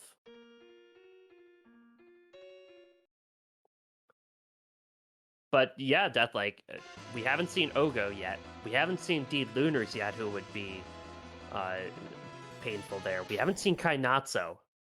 There are still some pain in store for our runners. I mean, if you were a runner, you'd be hoping for Water Hag. If you're us who like a little chaos, Kinazo is probably one of the top bosses left that would make life miserable for the runners. Antlion would not be fun. Oh, the daily daily moon migration. Yeah, all Antlions go to the moon. But on the other side, Kaipo guards are still out there as well as Water Hag. Yeah, so some of the good bosses, the easier bosses, and some of the harder bosses are still on the table. So let a randomizer do the work. Yep, it'll be fun to see. It does seem that at least people are paying attention to the back row glitch. We see a lot of interesting back row weaponry like a boomerang, whips. I don't think we have seen the dwarf axe though. Yeah, because this is on beta flags, the back row glitch is now toggleable, and in the same place that you can turn on and off the warp glitch or the life glitch, you can now turn on and off the back row glitch. And for this race, it is off. I think I'm hoping that the beta flags eventually become part of the main main randomizer, but for now, I think we'll leave it to when the league starts and see if those flags mysteriously appear. Well, demist. And so this is a really tricky, annoying boss for the spot. Yeah, so one of the most difficult things about this boss is that it has no weaknesses. It says D in the front, which indicates dragon, but it's not classified as a dragon. And the other part is this the mist phase, where you can't do any damage, magical or physical. Although HP leak will and can kill it. Although that's a really small window and requires some luck and timing to make it happen. So in most cases, you have an enforced delay in the fight, and if you attack it during that phase, you'll be counterattacked, and so it becomes you want to berserk to get the extra damage bonus. You get like a 50% damage bonus, attack power bonus when you berserk, but when you're just constantly attacking something that doesn't attack back and getting counterattacks, you're just eating time, and that's what makes this boss battle really annoying, to say the least. Very much so. And you better have your agility right, because sometimes if your agility is not correct, that demist will punch 3 times and turn to mist faster than you can get any actions off. and it when that cold mist attacks you, it's bad news. It wastes time, and it's super annoying. Also, fun fact about Demist: holy weapons, it has holy resistance. Well, actually, absorbs holy too. So, if you have Cecil's classic burr, he will be doing half damage. So, unfortunately, I don't think there's any holy weaponry equipped. So we'll be doing full damage, and that's great. But it's a lot. This is a lot of patience and waiting. And given construction of Poydrak's group, yeah, we're just going to be exerting a bit of patience before we blitzkrieg the demon. Jabrun's going to do the swag walk getting his crystal, but we do have a first place finisher off stream. Gale Swift was quick like the wind and finishes first in a time of 1:34:42. GG's to Gale Swift. Yeah, GG's there. But Jabrun is going to show us who that Z sprite is. Hey, Zeromus can't move around. Zeromus has got to be at the end. It's the big boss at the end. He's big and smelly, and we got to beat him once we have the crystal. But do give him a makeover. And so, Deathlike, we have a question to ask right around this time. Yeah. Why isn't there more Z flags? More. This is a nice horse I got as a gift. Let me look in its mouth. Yeah. So, whose butt we're gonna kick tonight? So Z Just has. right.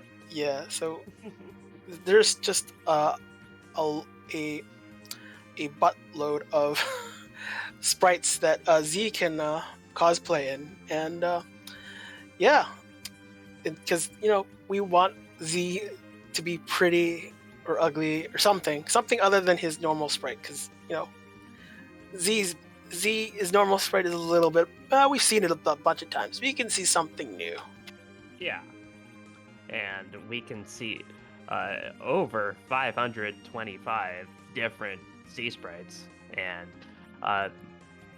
well, here's the thing about Omnidextrous is there's a lot of menuing time to make sure you got all the right weapons.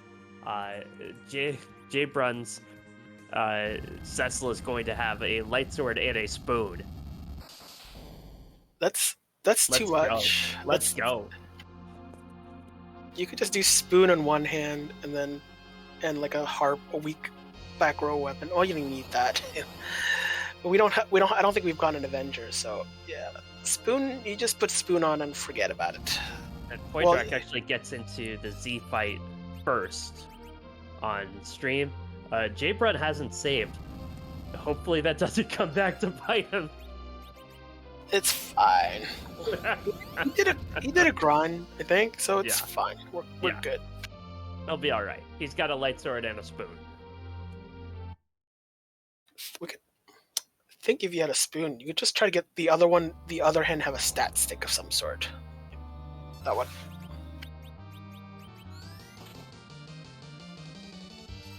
D Bowser mess. Yep, gotta have a new hairdo. Bowser needs a new hairdo in the new year. That's what it is. Yep. 2022, new you, Bowser. It's interesting the difference between Poydrak's group and Jabrunters. Yeah, Poydrak is just worrying about just getting everyone to berserk status for the most part, and I think Jabrunters probably gonna do some hybrid. Yeah, you can probably do some hybrid with Rydia as the anchor. So at least speed-wise, Jabrunter will be safe. Poydrak, I think, should be able to handle it with given whatever Sid has got. I think he probably has a curse ring on hand. Yeah, I believe he does. So it'll be close between these two. We do have a second place finisher. Pyre finishes in second place with a time of 1:40:43. GG's to Pyre. Yeah, GG's to everyone that is who's placed and are still running the seed. This is not too bad of a seed considering everything. Tall Grant did defeat that Masamune altar, and I think Tall Grant's gonna clear the moon out here.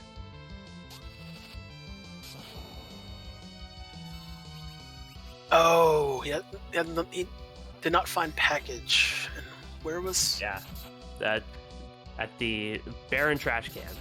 Oh, so we have done Baron. That would be it. Yeah, that.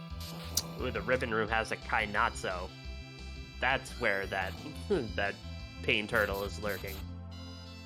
Well, the worst part I think is at the D-Lunar spot, you are combining the HP pools of the two dragons. So Kaina's at max HP. So we need for Tall Grant, he needs to whittle down quite a bit, at least delay the wave, or you're gonna get kind of get swept away.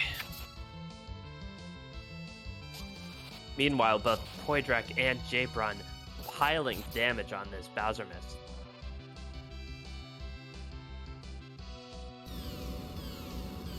Wonder how much food will be able to contribute. We have to think we've gotten. It's on Poydrak's side. And that's it.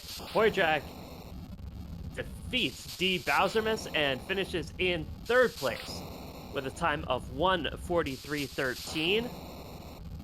GG Poydrak. We'll see if we could get him in for an interview. He beats Tybalt to the line. Tybalt finishes in 4th place with a time of 1:43.16. They are coming in fast and furious now. Yeah, the seed is coming to a close. Everyone's more or less grinding or finding their last objective. So yeah, we're definitely getting and there. Jbrun finishes, and he comes in 6th place with a time of 1:43.54, and beating him by less than 1/3 of a second is Brickety Brick with a time of 1:43.54 in 5th place. And we are joined by Poydrak. What a flurry of a finish. Poydrak, that Z fight, you went into it just about the same time as Jbrun, but you got through it just a little bit quicker. Well, that's the power of Boon, Dragon Whip, Adamant Armor, Dark Knight Cecil. Whoever thought that combination would happen? So well, we were that's saying, the power of it's Spoon, the new year. We're all making Dragon resolutions, Whip, and Adamant Dark Knight Armor, Cecil's resolution Dark for Knight you Cecil. was to stay the Whoever same. thought that combination What would was happen? your thought behind that? I've actually had this for quite a while. I said ever since Omnidextrous was going to came out, I was going to have a Dark Knight Cecil in Zeromus having power overwhelming. It has never come about because something has always been required on Ordeals. Today, I got that opportunity. I was running with it. Yeah, I felt that theme was like, you're doing hook route and you haven't converted your seesaw. What gives? And I'm thinking, well, there's no real urgency. You don't have to do it. It's still a usable character. It's not a Yang. So yeah, I like what you just had no second thoughts, no thoughts of possible key item on Mount Ordeals. Not a single thought. I wasn't even touching it.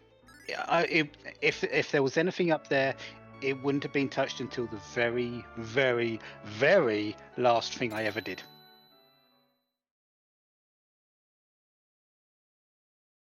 Just didn't need to. You get a Dark Knight Cecil at Zeromus. Hope everyone had fun with it. It certainly was fun. You'd love to see a Dark Knight Cecil slicing through eggs for Quad 9. It's just a thing of beauty. Yeah. Well, I had plenty of ways to actually dice them eggs up. I had that dragoon spear. I had the dragon whip. I had plenty of ways. I could have went and got coffins or hourglasses, but yeah, it's just. I think the main thing I want people to take away from this is not the way I actually played this seed. It's the way I had fun with it, because the way I played today, that was all about fun. I didn't even know I was racing this until about half hour before the actual race actually started. So it was, oh, I'm here. I'm suddenly on restream. I'm just gonna have fun with it. It's late night. I'm just gonna do whatever I want, and that's what you can do with this. It's just have fun with playing this game. Yeah, it really shone through in your play. Like you were fearless and you were really going for it, and it was great to see. One of the things about the beta flag is the new tough quests option. What did you think of the 5 tough quests that were randomly assigned? I'm still in a little bit of couple of minds. We've been looking at the tough quests flag over the last few weeks for a number of reasons, and there's good things about it, and there's a couple of things I've got niggles in the back of my mind, just thinking, and what there's something here missing, but I'm not entirely certain what. But that's exactly what the beta flag beta is for. It's for finding these things that you might think, oh right, this could be improved a little bit, and we send it off to the head engineers, and they see if it's feasible or not. I'm just trying to get my head around the quest and see, is there anything that we can do to make it better? Is there something that's missing? I feel there is, but I'm not entirely certain what right now, and that's what my mind is going to at the moment. Yeah, I thought the only thing about the flag, I mean, just from what it was generated, is like the only one. I don't think there's anything specific, but like maybe the Sand Ruby and the package, where if you, for whatever reason, got the package before the Sand Ruby, that might be a pain. I mean, everyone got the Sand Ruby early, so getting at that objective before the package was, convenient. But like, oh yeah, definitely convenient, and having to do that first. But sometimes it doesn't come that way. But today, yeah, it's fine. I wasn't exactly in a hurry, so I wouldn't have minded going through the package scene, then getting the character, then getting the Sand Ruby done. But if you're looking for speed, yeah, you really want to do the Sand Ruby first.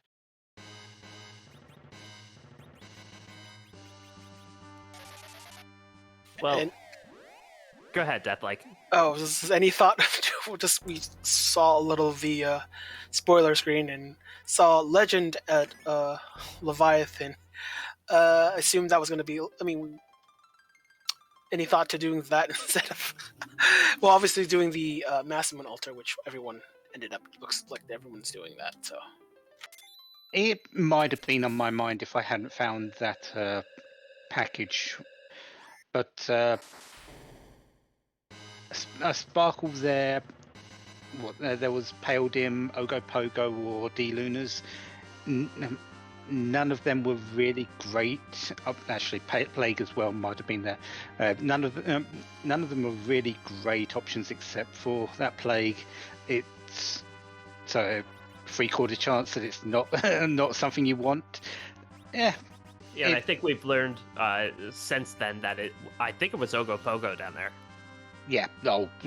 Ogopogo in that particular spot is horrible. So, yeah, I'm glad I had nothing to do with that.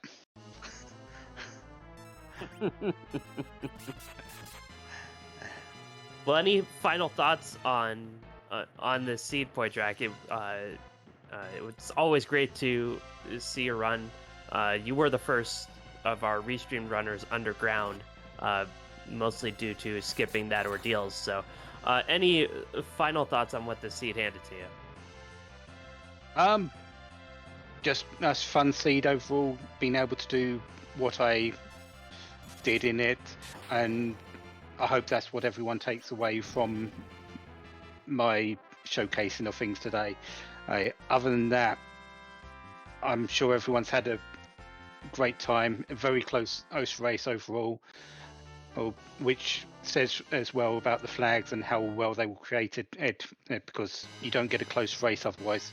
So yeah, great race, great flags. Hope people had fun, and I'll see people next time. Yeah, GG. GG's again, Pordrak, and I approve of unleashing the Dark Knight and Omnidextrous. Have a good evening. Happy New Year.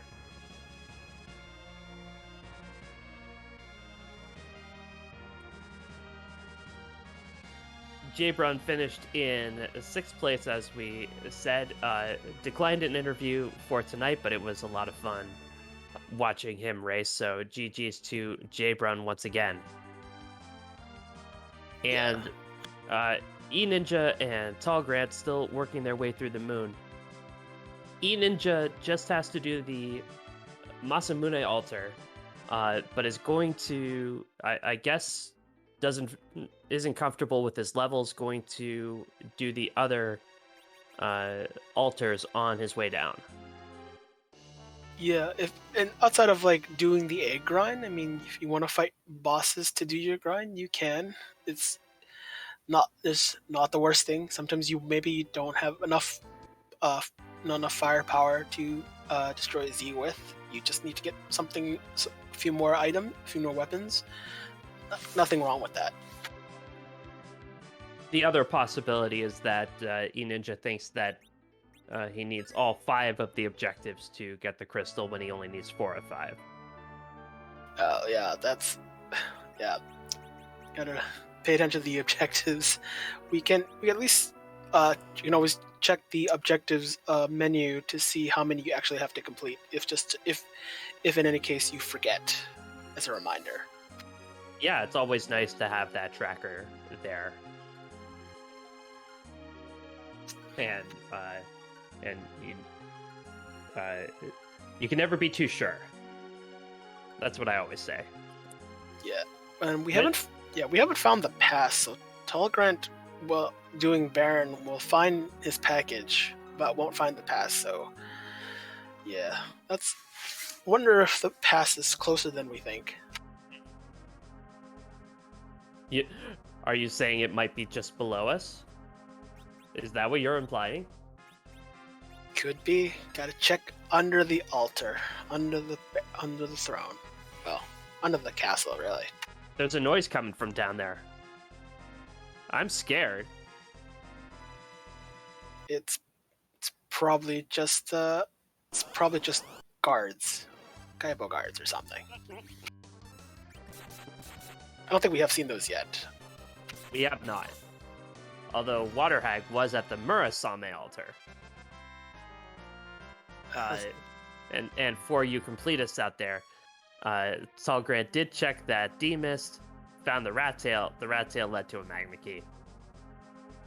Yeah. Yes, you're getting magma key when you have underground access. Thanks, Seed. Well, hey, Daddy-O. Tall Grant wants to go down to the basement. Well, let's hope for a pass for him at this point. I mean, with the levels you have at this point, you should be able to take on whatever is there before finding the actual objective he does need. Oh, and it is! Oh, yes, the Kaipo guards. Well, E-Ninja found that pass. It was in the ribbon room. Oh. So that means Tall Grant has it too. Did he check the ribbon room? Oh. I believe Tall Grant full cleared the moon. Okay, so we'll just...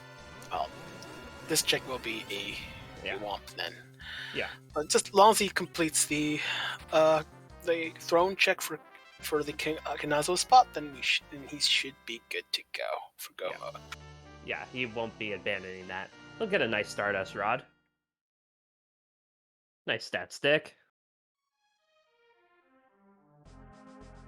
And Karate is which spot is this? Is The plague spot. The White Spear Altar.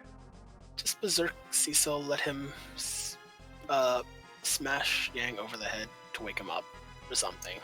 Ouch.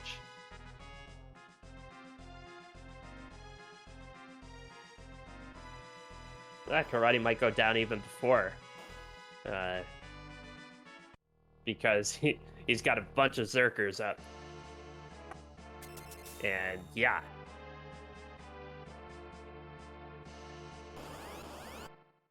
And gets a plain white tea for his trouble. Well, it's something white, just not a spear. Hey there, Delilah. Nice robe.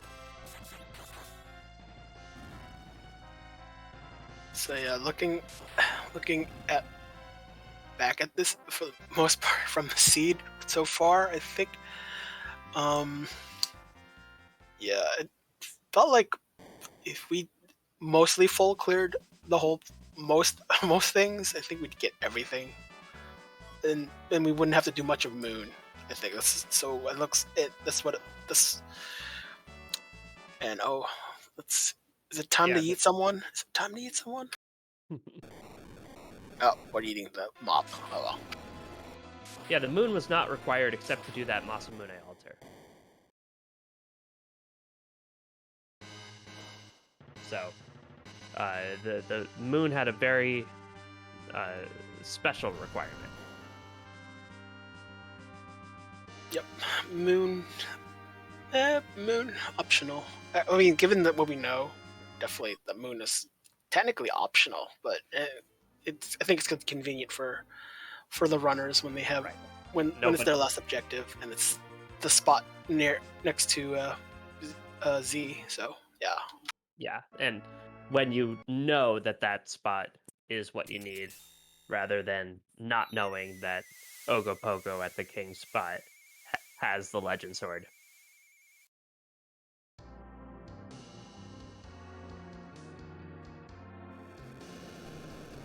Is E-Ninja is stream stuck? I can't. It's hard to tell.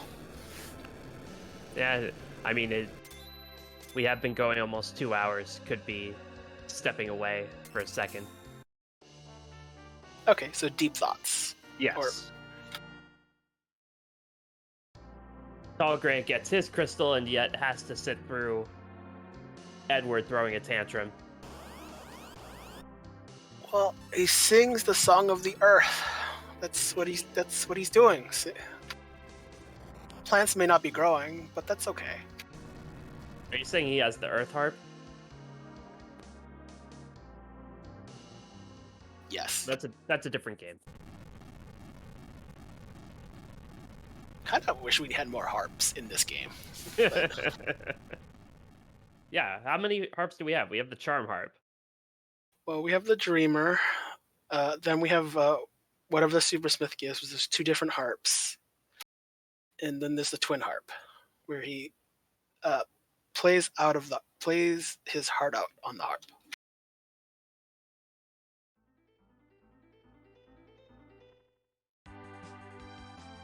I do want to thank Jay Brunter not only for being a fantastic runner, but for being a very generous sub-gifter.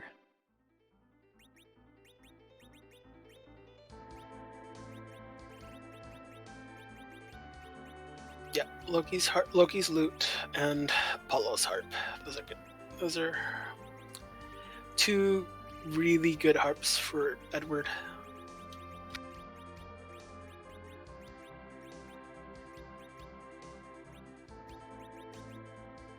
How about a harpsichord? This game needs more harpsichords. I mean, more harp, more music, more. I just think like hitting somebody over the head with a harpsichord, that would probably hurt. That would be a pretty effective weapon, I think. I don't know how. Well, I mean, there are like large harps which like you just can't carry around, and then there's like Right. It's difficult to swing them. Is my thing. Harpsichord you can at least carry. I don't know. Maybe it could be as big as a piano. I guess. I mean, if Yeah, I suppose. Well, Tall Grant is ready to have some fun, turning in his pass and getting a date with a big bad boss. yeah, I don't think I've seen that particular Bowser sprite. I think there might have been another one like this. There's just so many. I can't keep track of them all for sure.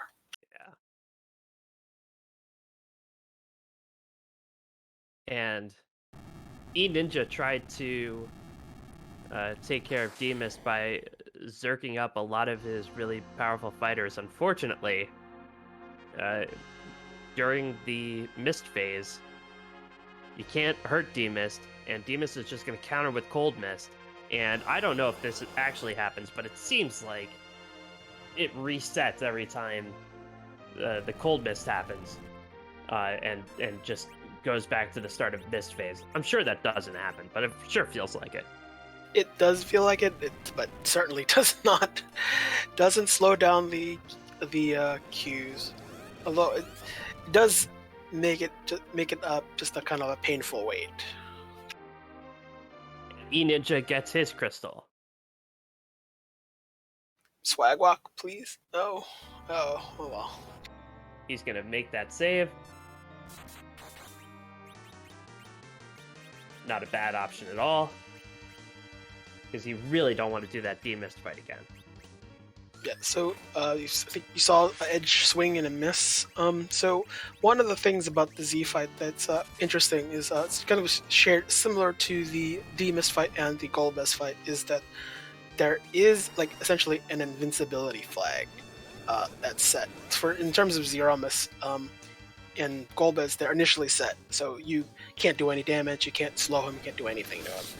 In D-Mist, it's just that mist phase where it just turns it on and off. So there's you have to kind of wait till Zeromus' turn to turn the invincibility off after he's changed into his new form. So sometimes you'll see some runners like do a white cast instead of a nuke cast from Fu in order to do damage without making it completely miss. So that kind of invincibility phase is something that you just kind of try to, do something useful like a berserk or a wall like a star veil, and try to get things started before you start kind of pummeling Zeromus. Yeah, and the reason that the white cast works better than the nuke cast is because white has a much slower casting time than nuke. Yeah, sometimes you do want the delay. So this nuke is instant, so when you select it, it gets immediately put in the queue and then done. And when that character's turn comes up, it's right there. So you need So how it really simply works is Zeromus needs his turn to turn off the invincibility before you can do anything. Tall Grant has just been putting out boatloads of damage. Bowser missed not long for this world, and in fact, rocks are falling. It's just about done. Rocks. It's funny that's like the final spell he likes to use. Like and if you do vanilla a lot often, it misses. But in the randomizer where your stats and your equipment aren't perfect, you get an opportunity, and there is the boom and the flash.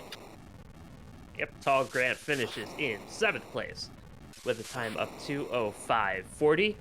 GG's to Tall Grant. We'll see if Tall Grant wants to come hang out with us for a little bit.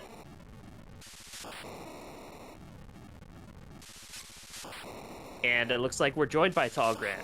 GG's.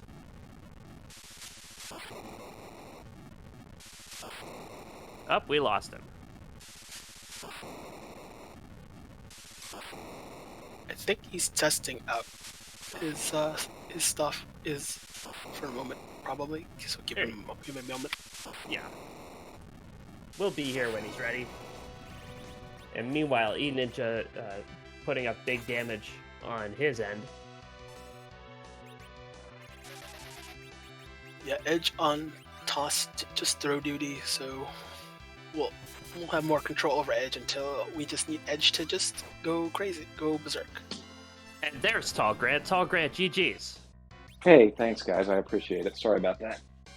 But yeah, I regret a couple of choices. It's not like I think I had anything that was too much of a struggle in there. It's just I decided to make a couple picks on where I was going to go on that seed, and I don't think they paid off properly. I really could kick myself from when I went down to the blue planet, checked the mist for not just walking over to Baron instead of going up in full clear in the moon. I don't think that was the right way to go in hindsight. Well, you know, the Baron check, sometimes it works out and sometimes it didn't, and this time it just happened to work out. But you really made an example out of Z with all the levels that you gave from the moon. Yeah, phenomenal cosmic power is kind of fun when you go to fight Z, and frankly, he was mean to me on Tuesday, so I owed him.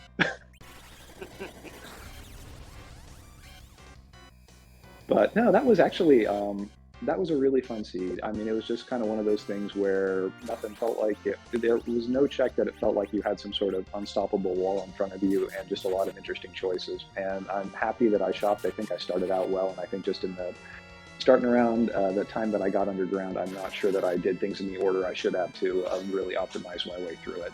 But I don't know. I can't wait to go back and kind of look at the replay, see how things went through there, and see if I can find spots to trim some time out of that. I think your GG's tolerant. I think your progression. I think when you were starting the hooks part of the seed, I think you were probably on par with everyone else. I don't think at least early game that was a problem. I think maybe you missed a check or two that I think you didn't. Don't remember where the Baron key was. That probably kind of set you back. Didn't get the package as early as you'd like. Baron Key came underground somewhere, and I think I cleared everything on the overworld I could before I went down the hook route, but it was just the decisions I made once I got underground is where I think things messed up. By the way, GG Ninja. Oh, he's not in yet, but I'm happy to see him finish. The first time I got to be a featured runner, I got to race against him, and it's kind of nice to finish right in front of him, seeing as he got me last time. So. Yeah, Ninja coming in 8th place with a time of 2:09:06. Yeah, you were saying that seed was a little forgiving. There weren't any huge roadblocks. It didn't always look that way. You started out with a hook, and there was no magma key on the overworld, but the hook route wasn't too bad with Leviathan and Dr. Luge. What was your thought going down the hook route? I tried to pick up as many trap chests, both in Eblan and then coming down into Upper Babel as I could. I think I missed the one that was in Cave Eblan, but by the time I got there, everybody had good enough weapons on it that I knew that I was just going to kind of knock things down in the fight, and it was really it was a relief not to see somebody really unpleasant as you went through the route. I mean, they just, I don't know, you hit them a few times and they fell over, and it felt pretty good, actually. Yeah, when you have access to Omnidextrous, I mean... I'm sure it doesn't take a whole lot to gear up. Yeah. Everyone can be a fighter. Everyone. Yep. All right, well, any final thoughts on the seed? This was a fun flag set. I wasn't quite sure about the Omnidextrous thing, but that actually turned it into... It definitely makes it a bit different, but it was quite a bit of fun, and it took a lot of the struggle you'd normally have out of it. So this was a fun seed. This was a fun flag set. If anybody's picking this up afterward, I'd highly encourage you to go check it out. I would like to thank both of you guys for running the commentary, for helping us have this feed tonight, and a shout out to the folks that are running the stuff behind the scenes. I mean, all of this is great. I always look forward to watching the broadcast. Well, thank you for being featured, and GG's once again. Mhm. GG's again, Telecrat. Thank you. Good night.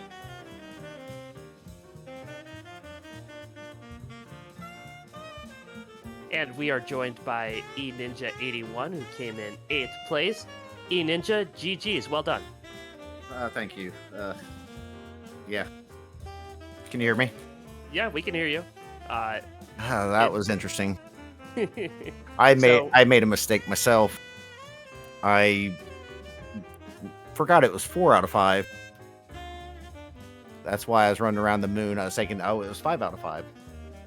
Well, you did get some extra levels to make sure that Z was extra dead. Yeah, and it was going so fast. There's no way I could have silk webbed to nerf him. He was just moving too fast because all my characters were high levels. I never found a curse ring. Did anybody else find a curse ring or no? I think that was in a shop. I don't remember which. I think it was buyable. Hmm. Yeah, I want to say there was one in a chest somewhere, but it was a long it was a long race with a lot of chests open. Yes, there was. So one of the interesting things, when you got underground, you had a Mhm. pan, you had a tower key, you Mhm. had dwarf castle, you had the entire Fey March, Mhm. and it was one of those things where all of the runners went in different directions. How did you decide where to go? Generally, I tried to do a loop. I went dwarf, did the warp glitch to get back to the Luca to see if Luca was any value. Then down the Fey Marsh, then down to the Fey Marsh freebie, check the bosses out, pan, and then tower. Then back up to do Sheila. Basically, that's what I did. It was kind of a loop around. It is fun to see everybody scurrying like cockroaches all through the underground. It's a lot of fun to watch. Like I said, I just did a giant loop because I already knew I had both the pan and the tower, but I figured I'd just loop around because I'm looking for so many things. Yeah, I think there were definitely definitely a lot of the items that you were looking for were underground, and Mhm. and then which changed a little bit towards the overworld. I think the Baron was the last check. I think. I'm thinking the only sparkle I didn't see in this seed, and that must have been in Fey Marsh, must have been Peldim. That was it. Yes. Okay. No, well, I'm pretty sure the Fey March Sparkle was Ogopogo. Oh no, it could have been Ogo. It could have been Ogo or Peldim. Yeah, we I saw saw neither one. we saw Pale Den elsewhere. Oh, okay, so it was Ogopogo. Ooh, Yeah. Yeah, that don't even sound nice. Who was guarding the Legend Sword? Yeah, Adamant was pretty early, somewhat. Right, Adamant came from top of tower. So, I don't know your experience with the Omnidextrous flag. What did you think of it tonight? I've done a few of them. I've done the Octoman percent event. It's something different. Do you find it fun or? Oh yeah, I like it. It's fun. Yeah, it was weird having Cecil carrying spears instead of swords. And it is nice that the very last altar it gives you a spoon. Oh, can you equip that with anybody? On the Dexterous, you sure can. Oh, I did not know. I just started it. It's fine. It's still a free quad 9. Practically. Yeah. So I guess the only question I have is what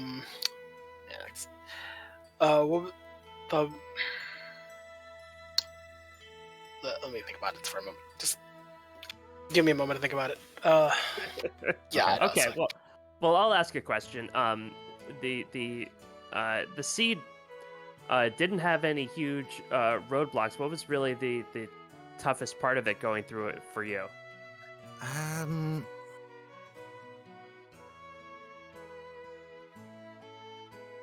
I didn't really come across anything super bad, really, considering. Yeah, it was a pretty forgiving I hook mean, route, even though it was necessary. I mean, it was Dr. Luggage at Hook 2, so that wasn't really that bad of a fight. Yeah, and Leviathan in the King Queen spot, not an Yeah, issue. low health. Yeah, so really it wasn't bad hook route. Yeah, you were. I think you were on par with everyone else when they were doing the hook route. When you were doing it, everyone else was doing it except for like Poydrak, who skipped Ordeals, which saved a lot of time for him. So yeah. Yeah. I guess the question I remember a question. So how do you think of the essentially the beta version, like having to deal with the back row glitch? I can deal with it.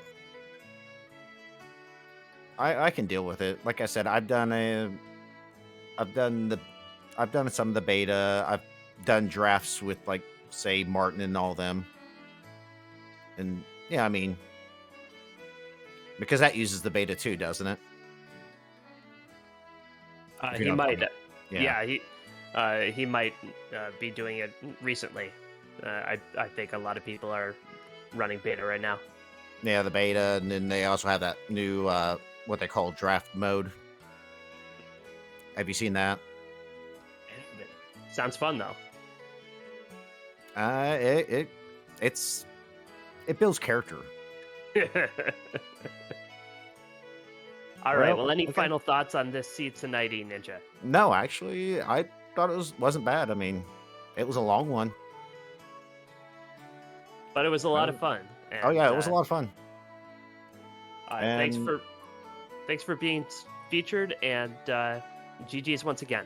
Yeah, thank you for doing the comms, and thank you, Oscar, for doing the restream. And I don't know who was pushing the buttons, but thank them also. And thank you, Ninja, and thanks, Neobari, for tracking. Oh, Neobari was. Thank you, Neobari. Yep. All right, Okay, good night. I'm out. GG's again, Ninja. Yep, bye. Do want to thank our restreamer Oscar424, our tracker Neobari, and thank you, Deathlike, for providing the commentary. Do want to remind you that tomorrow, 3 p.m. Eastern North American time, is the Baron's Hero Journey right here on the Free Enterprise channel. But right now, we're going to send you over to Dubword47, who is running the latest Pink Puff League flag set, which is a Dark Matter hunt. Oh, we love those. So show some love to a Pink Puff. Cheer them on. It's always great to see. And for all of us, until next time, so long. Yep. Have a good night, everyone, and see you next seed.